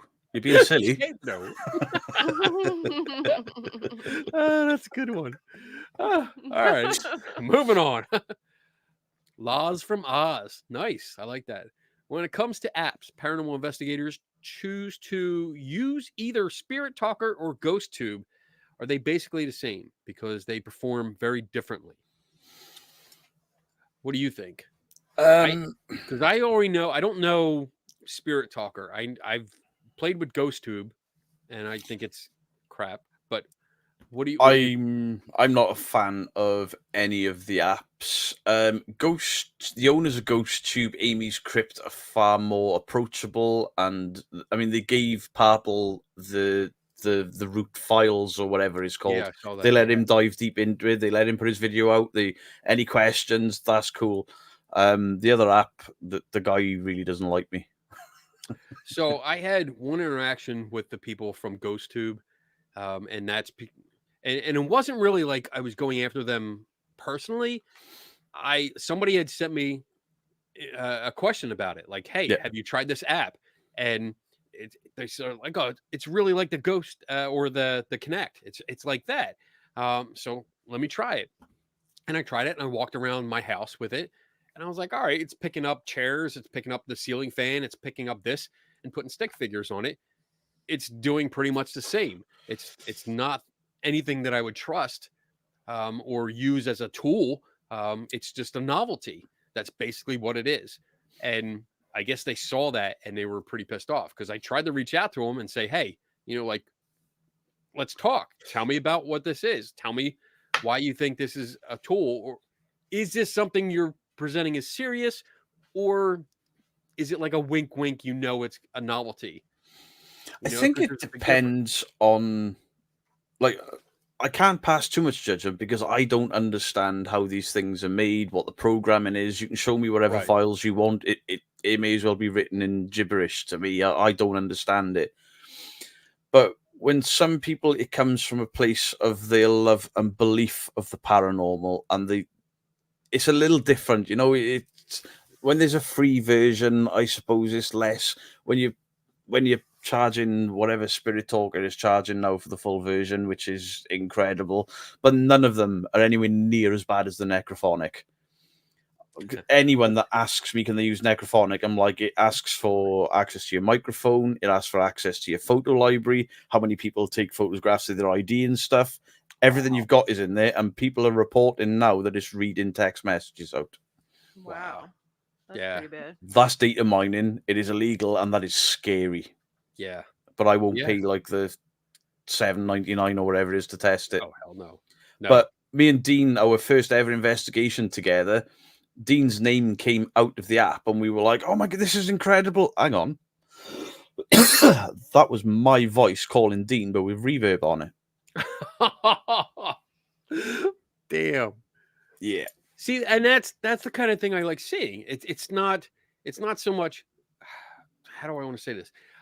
When I go out to ghost hunts, especially like public ones where it's like anyone can pay and just show up, I see people downloading an app, putting it into use, and not understanding what it does. They don't test it. They don't bother to learn how it works, or if it could do something like that. And the other thing of it, like Ghosts on Trent, they use Ghost Tube on occasion. They're like, we don't know. It's just, sometimes the investigation can run dry and kick us into gear to ask some of the questions. That I get and I understand. That fine. They'll set up REM pods or EMFs, and they're like, we don't particularly think that these could work, but it's worth a shot. That's a lot different to certain channels that will go out there, and that app will say a word, and that word then becomes the thumbnail, the title, and the big red splash background with scratches down the neck because an app said scratch. You can't say that a house is possessed by a demon and you were scratched by it because a phone said the word scratch. Right. There's a huge difference, and I'm far more forgiving of some than others. And, if you're going to stand there, the phone says, some of the guys I watch, they roll their eyes when certain words come out of the apps. I mean, there's an investigation me and Dean did at a mining disaster place, and I completely lost my shit with the app. And I'm like, this is a place of remembrance and all the rest of it. And you're saying demon. There was no demon. It's a tragic act. Fuck you. I'm losing my shit with this app. And Dean's like, should we stop recording now? I was like, yeah, I can't believe I got that angry. Maybe it was a demon. Wow. You mentioned the REM pod. I cannot stand the REM pod. I've played with that. I was playing with it today because of you and Crow of Judas. I was watching The House in Between again. Yeah. And going through it, I realized that I had only watched it the first time up to right after the baseball scene. After that, I think I was so annoyed that I was like, I can't fucking watch this. I can't finish this. And I went back and watched the entire thing. And at one point, one of the people say, well, the REM pod went off, but I'll be more impressed if like all three went off. And then, of course, all three go off. And I was like, well, I mean, I can make that happen. So I was out in, we have a seminar room out here, which is a big, it's a big lecture hall kind of thing. And I had 3 REM pods going, and I was in the middle of them, 20 plus feet from each of them. And I clicked two-way radio, all of them went off. Yeah. I'm like, well, there you go. That's really easy to keep in my pocket. Because this is the other thing. You can watch Ghosts on Trent and the Ouija Brothers, the REM pod. Sometimes they don't even say they've got it out, but you'll see in the background of the video and it never goes off. Mine has not gone off once. Yeah, mine has never gone off by itself. And these guys are the same. And when it does, they're like, oh, what could that be? We'll check the cameras. And that's the type of investigating I like, where it's not like, right, that was a ghost. Right.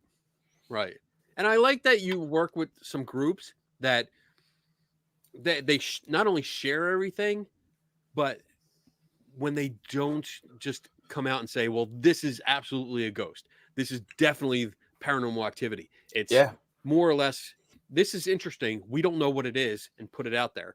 And that's what I like about you. Cause like, even when you've put out some videos, and I've recently commented on a few, and it wasn't like combative, even if I said, hey, like I have a correction, and I have information here, because I also sent you like pictures. Like, I don't want you to think I'm being a dick and just saying, no. Like here's the proof. But to be able to do that, to be able to offer information and other suggestions, and them accepting it or considering it, at least considering it. I mean, that's great. That's good to know. Yeah, I've learned as much off these guys as they've learned off me, or perhaps I've learned more off them. And on top of everything, they're nice guys, and these are paranormal investigators that hang out with debunkers. They are the outcasts of even the paranormal channels, because they're like, you hang around with Beardo, he's horrible, and they're like, not if you don't lie, he's not. And they have my back. There's a ghost hunting team of lovely girls that we know, and every time I go out with them, I do not mention who they are, because they invite me along to some of the stuff, and then I usually end up writing about the place and really kind of, I mean, politely ripping them apart, like explaining everything. And I don't want this group getting a reputation like, oh, we're not going to let you come in here because you might bring him, so I never mentioned them. And that sucks. That sucks, because I mean, I'd like to give them credit. I love giving credit to people when they deserve it, but when I can't, I can't. And it's just for their benefit, Yeah. I mean, I went out with Ghosts on Trent, and me and one of the guys, we heard clear footsteps on gravel. And we were like, that's odd. but we didn't think ghosts. We were like, somebody's coming here. We better go and have a look and see. Well, we just filming, or we opened the door. We heard voices as we opened the door. We were like, there's nobody there. We run around this building. We were like, there's nobody here. What was that? And then the Paul that's in the chat now from Ghosts on Trend, he sends me the footage the next day, and he was like, I've debunked it. What was it? I was at the other end of the church. I was putting a sponge cover, like a wind cover, over my microphone, and the squeaking of it was what you thought was a voice, and me taking it out of the bag was what, and the way it echoed around the church. And I was like, that's a paranormal channel that could have said, we've gone up with a debunker and we experienced this, and they didn't. They were like, you need to look at this, because it was actually me making the noise and we didn't realize it. Just weird reverberations. Sound is weird in an empty building. That's really good to hear, because you're right. They could have capitalized on that. Yeah. They could have been like, look, the debunker, the most hated debunker on YouTube was with us and he couldn't figure it out. Therefore, paranormal. But instead they didn't. That's really cool. That's cool to hear. All right. Next question, please. Mike, have you seen the data collection or collected by the late Glenn Campbell in Rachel, Nevada? Your views on his work? That I don't know. I don't know who Glenn Campbell is. I'm going to write it down. In Rachel, Nevada. I've been to Rachel, Nevada. We've been in Rachel, Nevada. That's where Area 51 is. That's where we heard our first sonic boom. Yes. Which was really cool to hear in person. Oh, shit. That was loud. But Mike, I don't know who this is. I will look it up and I will get back to you. I have it in my notes right now, so I'll put that on my list and I'll look it up and I'll try to get you an answer next week. So that's it. I was like, I should wrap that up somehow, but I totally screwed that up. How many Battle Royale games wins you got so far? I guess that's for you. If it's Fortnite, tons. If it's Warzone, none. I suck at Warzone. I'm getting better at Fortnite. I've tried Warzone. Yeah, I suck at that. Fortnite, I've played a couple times and immediately got killed. And I was like, all right, well, I'm more of an open world game. And like I think we were also talking about this before the show. Like I play The Witcher, I play Jedi Survivor. Those are the games I play because it's like I just want to go off and explore. And Cheza, you're fired again. Sorry, I just got to fire Cheza for disrespect. What? All right. Next question, please. Telford Paranormal. When using a spirit talker on investigations, we all get random words through. Does anyone else match all the words together to make a sentence to what the spirits are trying to say to us? So, I mean, I haven't used this. I'm going to look. What is this? Spirit Talker app. I'm going to look into it, but I mean, my initial opinion on apps like this is that they usually have they either have a word bank, or they have a word bank along with pulling from internet radio. And I'd have to look at the settings to see which is which, what it's set for. But if it's doing that, it's throwing out words at random. Spirit Talker is more likely to shout out demon, scratch, all the violent, dark, nasty stuff. It just seems to pick them up more. One thing that I usually try to encourage people to do is when I see spirit box sessions, it's always the box that leads to conversation.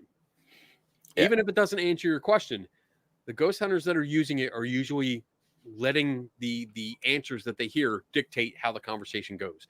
And that's not the way it should be going. No.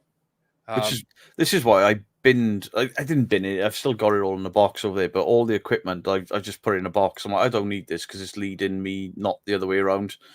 Whereas the guys that I enjoy, they use it, but they investigate themselves, and it's more of a tool if somewhere's, you know, really quiet, nothing's happening, which is 9 times out of 10 the case for these guys. But yeah, I had to sort of unlearn what I'd learned from all of these dog shit TV shows, and then watching these guys that were completely different. Yeah, I was like, right, I've been in all my equipment. I'm not saying that these guys are faking because they got the equipment, because this is another one.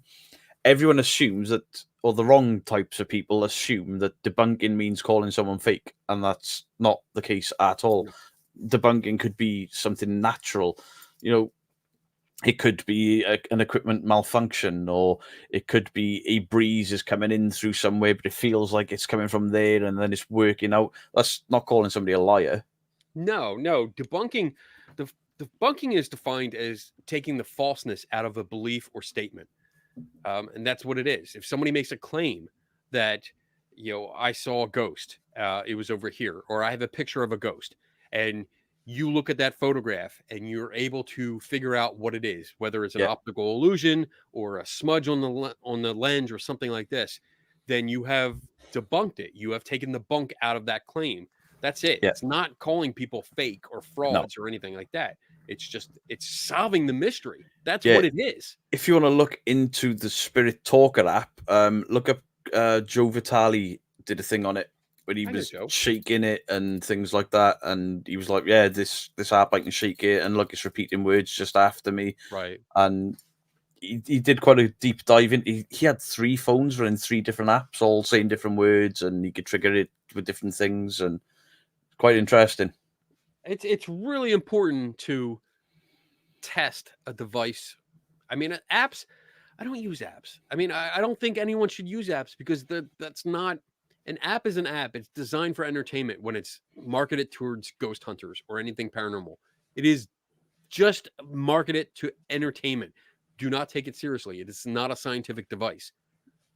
With that said, any device that is marketed to you that claims to detect or capture or whatever with paranormal activity, you should be testing the shit out of that before you go out on a ghost hunt. Because if you don't know what it's doing, you don't know what it's doing. Yep. Just because it lights up or makes a noise doesn't mean ghost. And that's basic. That's the basic science that you should be doing.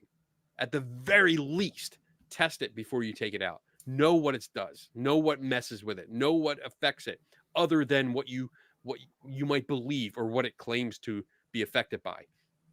I can't stress that enough. I mean, some of the bullshit.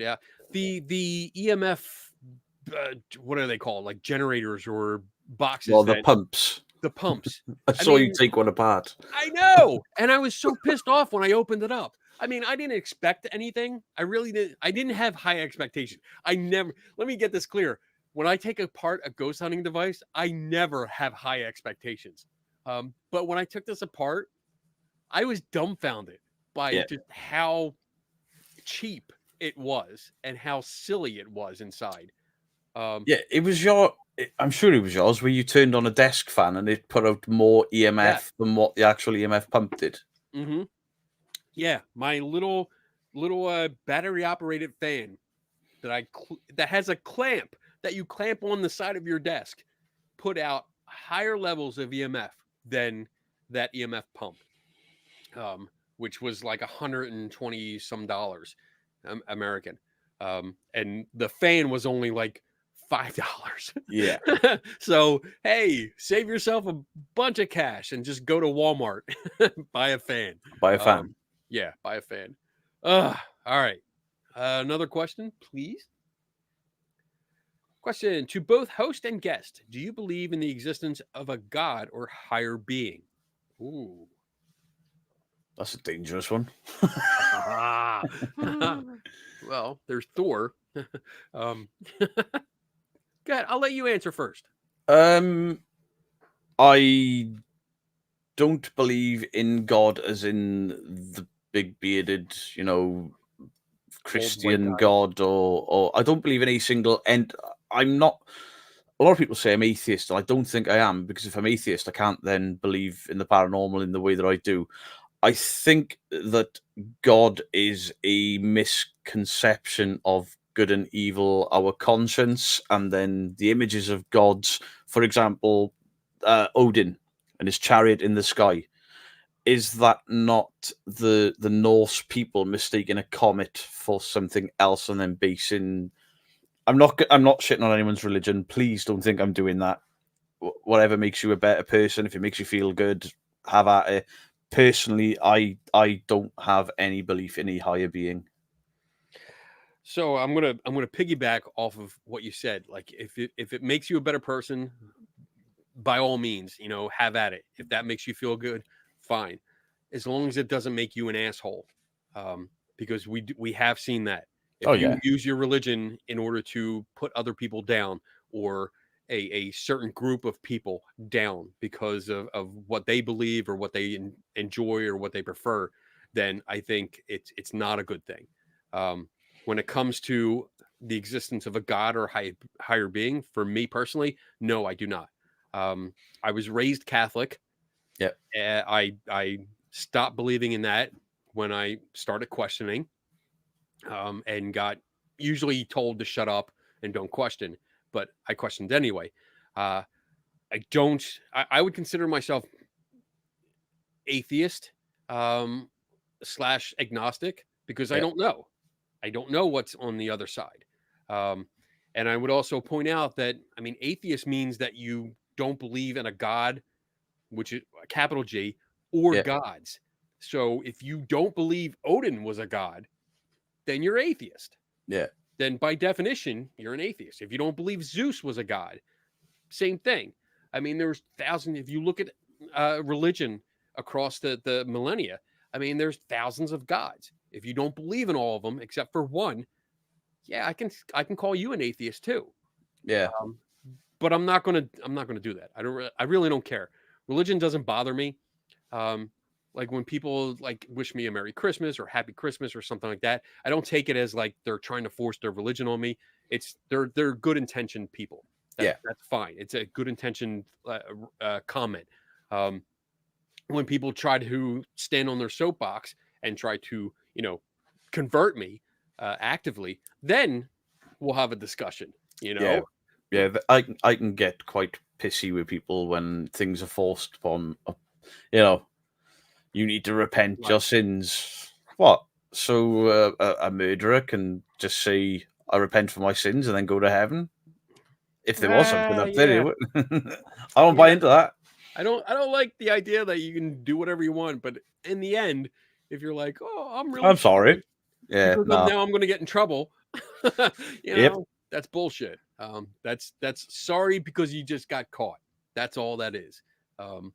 So no, the good question. Thank you for asking that. All right, cool. Next one. Awesome. Ghost on Trent. Is death what we were before birth? I often think about this, but if it's true, how are there hauntings?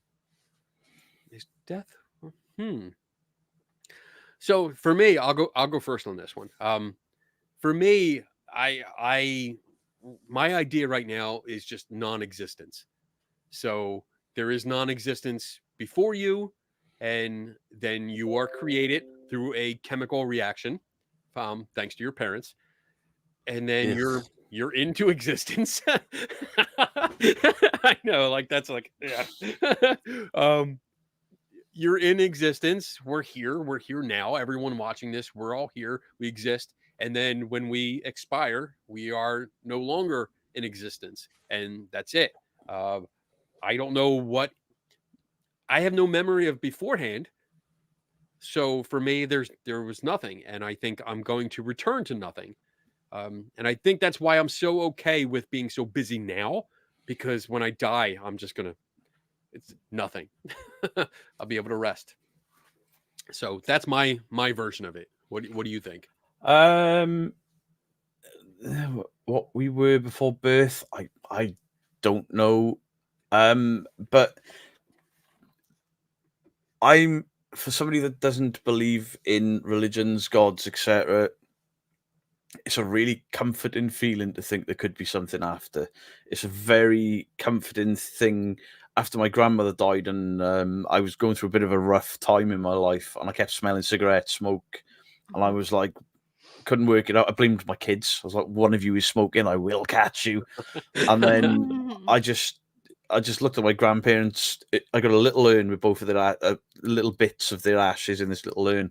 And I looked at it, I was like, you paid me really I wonder if that was them just popping in to say, sort yourself out, world isn't that bad. And then that in turn is like, maybe there is something after. Maybe my grandparents are together somewhere else. They're not just, ashes. That's a nice thought. And with me having a belief in the paranormal, technically, there's got to be some sort of afterlife in my belief system. And I find that really comforting. Yeah. I mean, that's good. And I think that's great. I think that's a great way of looking at it. I don't know. I think I've taken this philosophy and incorporated it where every day, like I live like my last. Like every day I try to do as much as I can. I try to talk to as many people as I can, meet people, any opportunity, because I don't know. I really don't know what there is afterwards. In a way, I subscribe to yours as well. When I live my life to the fullest, I always have. I've been crazy. I've been. I mean, look at my hair. Dude, you have awesome hair. I just live my life to the fullest, and I always have done. And the most miserable I ever was when I was a professional, and it was like, right, I've got to cut my hair, I've got to shave my beard off, I've got to hide my tattoos, take my piercings out, and it was like, right, I'm earning a lot of money, but I am fucking miserable. I preferred being the party guy, the guy that would go out and do ghost hunts and just do these crazy stupid things, or say to my mum at 18, right, I'm slipping out a tour in the UK, I'm off. What do you mean? And I went to every show around the UK. Where are you going to sleep? It don't matter. I'm just going. That's and awesome. I'm still not obviously to that degree because I got a family and things like that, but I like to live everything I can, experience as much as I can. And that's it's freeing. Like, at least for me, it's freeing. Like, I don't have to worry about being judged. Like, when I do think about death and like the end of my life, it does scare me. And what scares me is that I haven't done so much. There are so many things I want to do. There's so many people I want to meet and talk to. But I also look back on every day and think I had a good day. Like I got to spend time with my wife, my son. I got to experience new things. I talk to new people. I got to interview someone that I admire, on my own show. This is great. Who was that? You. I mean, it's always nice. Like, it's a beautiful thing, and that's why I treasure every day. So I'll worry about the afterlife when I get there. Will come what may. So good question. Okay, here's a quick one. Entity 7. Aliens hanging out at shopping mall in Florida. Yes or no? Absolute bullshit. Fuck no. I don't understand what people were seeing to assume it was aliens. It was a potato quality camera 8 mile up in the air and fucking lights everywhere in the middle of a riot. Calm down, people. What they saw was a very low resolution version of a video. When you look at the high resolution video, you can see that it's absolutely 3 people. That's it. Because that's something I kept seeing it, and people kept tagging me. And this morning, I finally was like, "What the fuck, man? I'll look at it." I'm like, "There's nothing. What am I looking at? Like, where are the aliens?" And then I had to actually go to like all these other weird like aliens are already visiting us websites. Yeah, I couldn't see what they were saying were aliens. I was like, right, so are they behind the 3 people? Or right, no, that's what they're saying are the aliens. And then when they pointed at, finally, one of them had an arrow pointing to it. I was like, "Are you kidding me? Yeah. Like, did you not take 5 seconds to look for a high resolution video?" No. So there you go. Quick answer. No. What else we got? Here we go. Jade Kitten. Hey, what's up, girl? Had to step away for a bit. Apologies if this has been asked already. What's the song at the beginning of Beardo's Tuesday Night Hangout video? That is a song written by a guy called The 3D Show. He wrote me a theme song in 80s cock rock, and it's called Beardo's Battle or Beardo's. I can't remember what it's called. I've had a complete brain fart. But look at a channel on YouTube called The 3D Show. He's done theme tunes for Crow Judas, myself, Mr. Grey, Purple. He's done multiple, including a happy birthday song for me. So, did you actually say cock rock? Yeah. What is that? Like the friendly version, Def Leppard, cock rock. Okay. Spandex, big hair, and wailing guitar solo. Van Halen. All right. We call it hair bands. Yeah. We call it cock rock because of the big cod pieces. Got it. All right. That's good. All right. We're getting there. Okay. One more question. Okay. I saw video online of a cat that went into a room in an old person's care home. That patient would die the next day. So my question is, do both of you think animals have a sense? Yes. But it's not what you think it is. That's what I was going with. Yeah, like they have senses, but a dog can smell cancer in a person from miles away. They can sense injury. I once got kicked in the face in work and both my eyes swelled up to the point where I couldn't see. I had a Staffordshire Bull Terrier that never bit anyone, but it bit me for days when I couldn't see, and it was to stop me walking into things. Now, I didn't say to that dog, I'm blind, I can't see, and him understand it, but something in my pheromones changed, and he knew that he had to give me these little nips to help me. And I think the same thing with the cats and dogs around death is they can smell. The senses are so in tune. They can smell, in my opinion, they can smell death approaching because you're going to smell different. Mm-hmm. There's a change in your biochemistry, and I think animals are just more in tune because they sense it in other animals. I don't know about this. I don't know if there's actually any studies done on this, and I'd be interested. I'm actually going to write this down because I'm interested to see if there's any studies that I could find on this. But I think if it were possible, I think it's along the same lines as what you're talking about. Like there's some kind of chemical change where an animal would sense it and maybe like I'm sure attention. There was studies done on it. But on the other hand,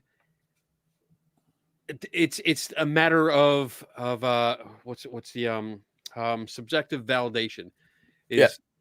Does it really happen all the time, or is it like one person noticed this at one time? Maybe that person was really friendly with that cat or dog or whatever, and it did that every day, and it just happened that on the 365th day the person died, and that's when it was noticed.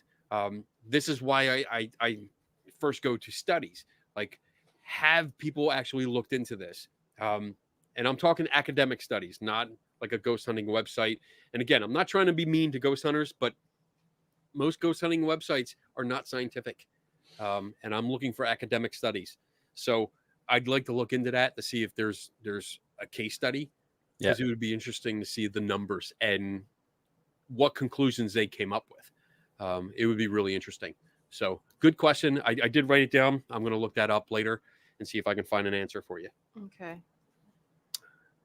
Yeah. Oh, Mr. Blobby. Oh, do you think buildings soak up energy? Oh, drink. We have a rule on this show that when energy is used in such context, we have to drink.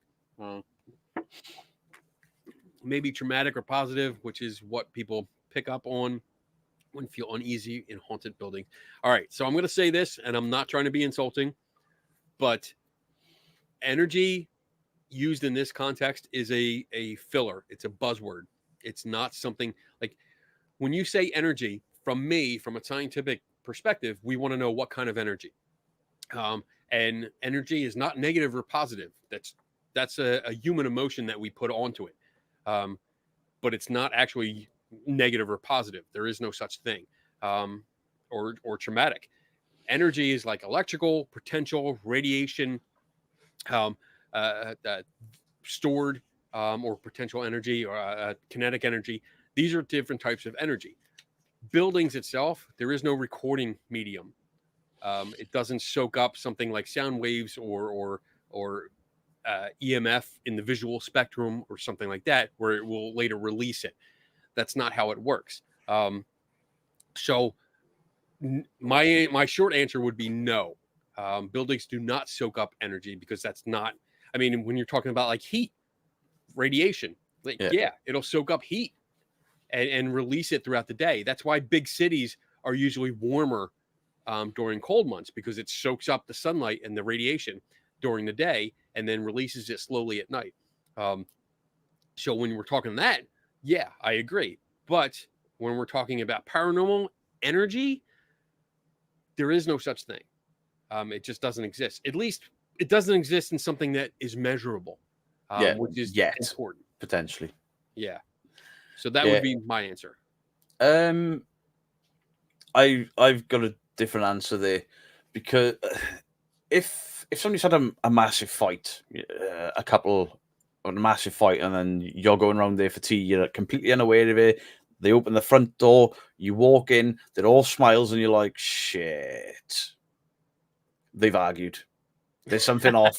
You can smell it in the air.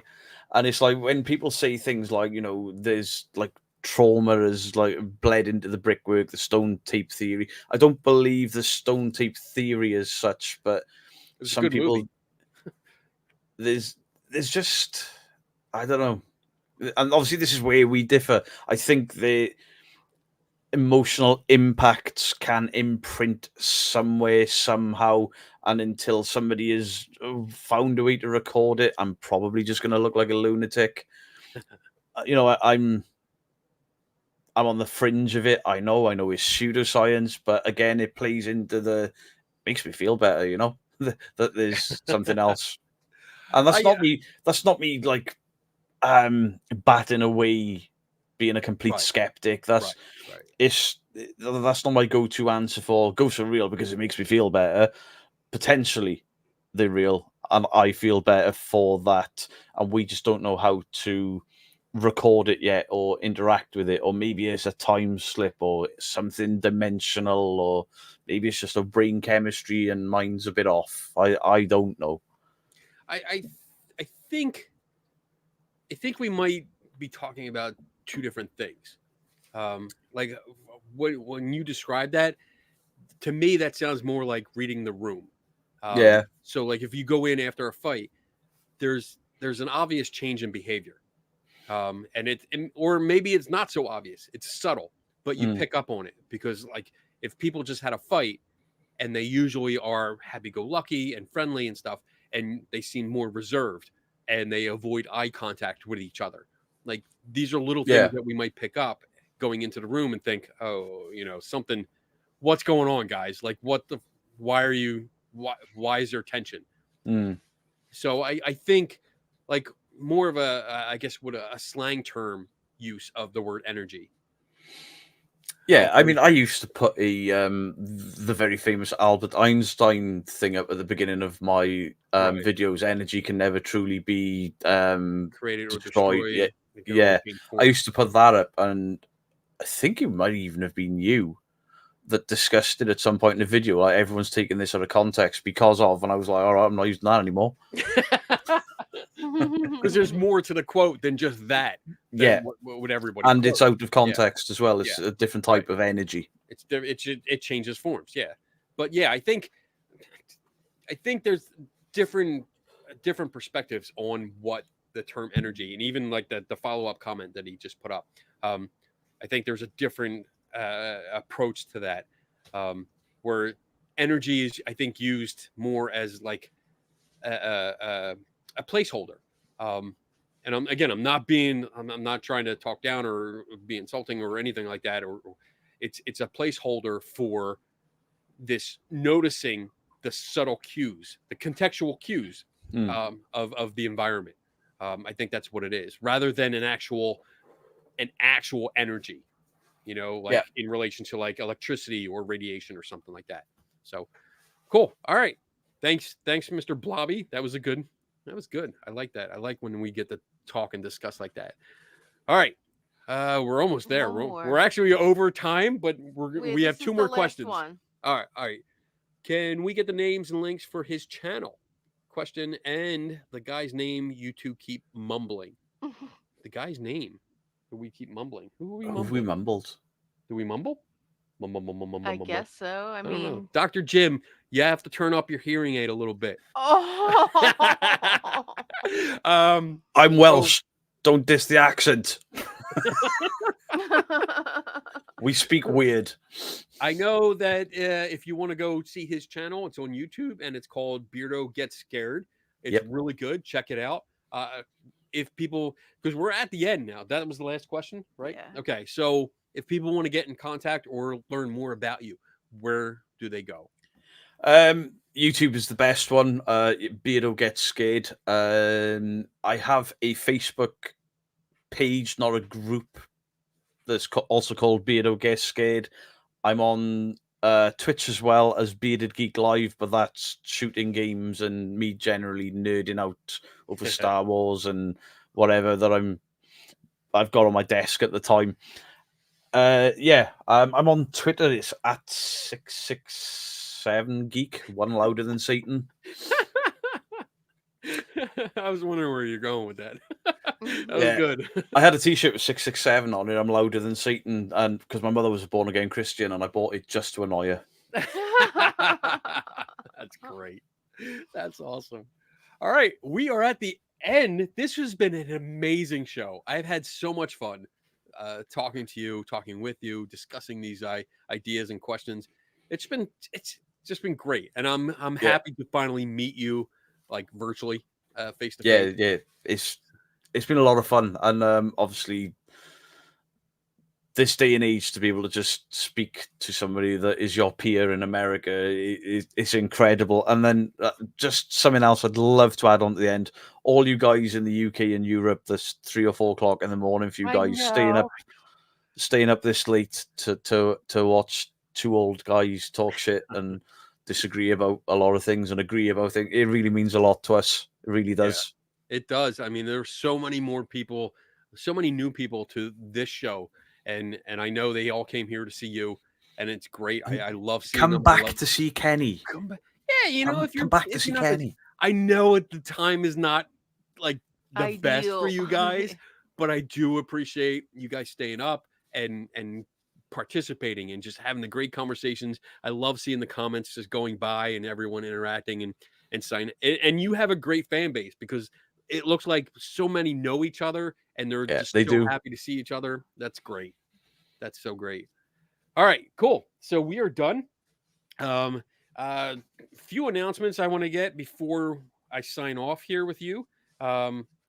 So if people are in the local area, if you're in the Buffalo, New York area, which is where I'm from. I have another question. Oh, you have one more question? That we missed. Oh, cool. Ready? Let's go. One more. Crow of Judas. Oh my God. He would have so sorry that I missed. He would have been like upset. Question. Can you read it in Crow's voice? I blah blah blah blah blah. Do you think the water test for dowsing rods is flawed because it doesn't include the soil, which could contain minerals and metals in those areas that the rods could be attracted to? So, I mean, I can answer this pretty simply. No. For one, there has been tests for this. The dowsing rods are purely magical. It's magical thought. There is no magic that attracts either the wood branch or the brass or copper rods down to it. There's just nothing that there. And even when we've done tests in the soil where we've planted specific water lines, or I'm sorry, my Philly accent's coming out, water lines in the soil, like a few feet under the soil to have that entire test, like El Natural, like the dowsers. And this was a test that was done. I think it was done in the 80s or 70s where they had the UK's best site or best dowsers. I think it was the UK's best dowsers or Australia's. I'm not sure. Don't blame the UK. They had the top dowsers come out and all of them failed. And really, honestly, it's not the tests that are flawed; it's the belief that is flawed. Because once you take away the person's ability to manipulate the rods themselves, then they can't do it. And that's what it is. So I agree with Kenny. Awesome. That was Okay. good. Good. Sorry right. that I missed that one. That's all right. I mean, we got to it. That's good. Again, tomorrow, if you're in the Buffalo area, we're having a Lego day here at the center. So if you have a Lego set, or if you want to go out and buy a Lego set tomorrow morning, you can come here with a whole bunch of Lego people, and we build Legos together. So I'm really excited because I got some Star Wars sets that I'm going to be building. And I want to work there. Come on over. If you ever come to the States, you are more than welcome not only to visit here, but you can crash at my place. I have a spare bedroom. You can crash here. We will do a show right here. That sounds pretty good. Yeah. And then next week, Thursday the 18th, Ben Rafford, who is my editor and longtime investigator of paranormal claims for Skeptical Inquirer, he's going to be here. We're flying him in from New Mexico. He's going to give a talk about we're actually getting ready for the eclipse, because in April we're going to have the total solar eclipse. We're in the path of totality. So we're going to have a lecture on solar superstitions and moon myths. So it's mythology, folklore, all around eclipses. So it looks like it's going to be good. And then the 20th, I'm going to be in Rochester, New York with Ben. We're going to be doing a Q&A for the Rochester Skeptics group that's out there. And that's pretty much the announcements that I have. Everyone, thank you so much for hanging out. Especially many of you, the majority of you are hanging out in the wee early morning hours. And I appreciate it. Thank you, Beardo, for actually staying up, because it's like, what, 3 a.m.? Yep. For you? Yeah. Yeah. Thank you so much. I got called Garfield eyes just now. Am I looking tired? I'm gonna end this up. Stay with me for a minute after the show. But everyone else, have a great weekend. Have a safe weekend. And remember, never stop learning. And I'll see you next week. Thanks, Bye. guys.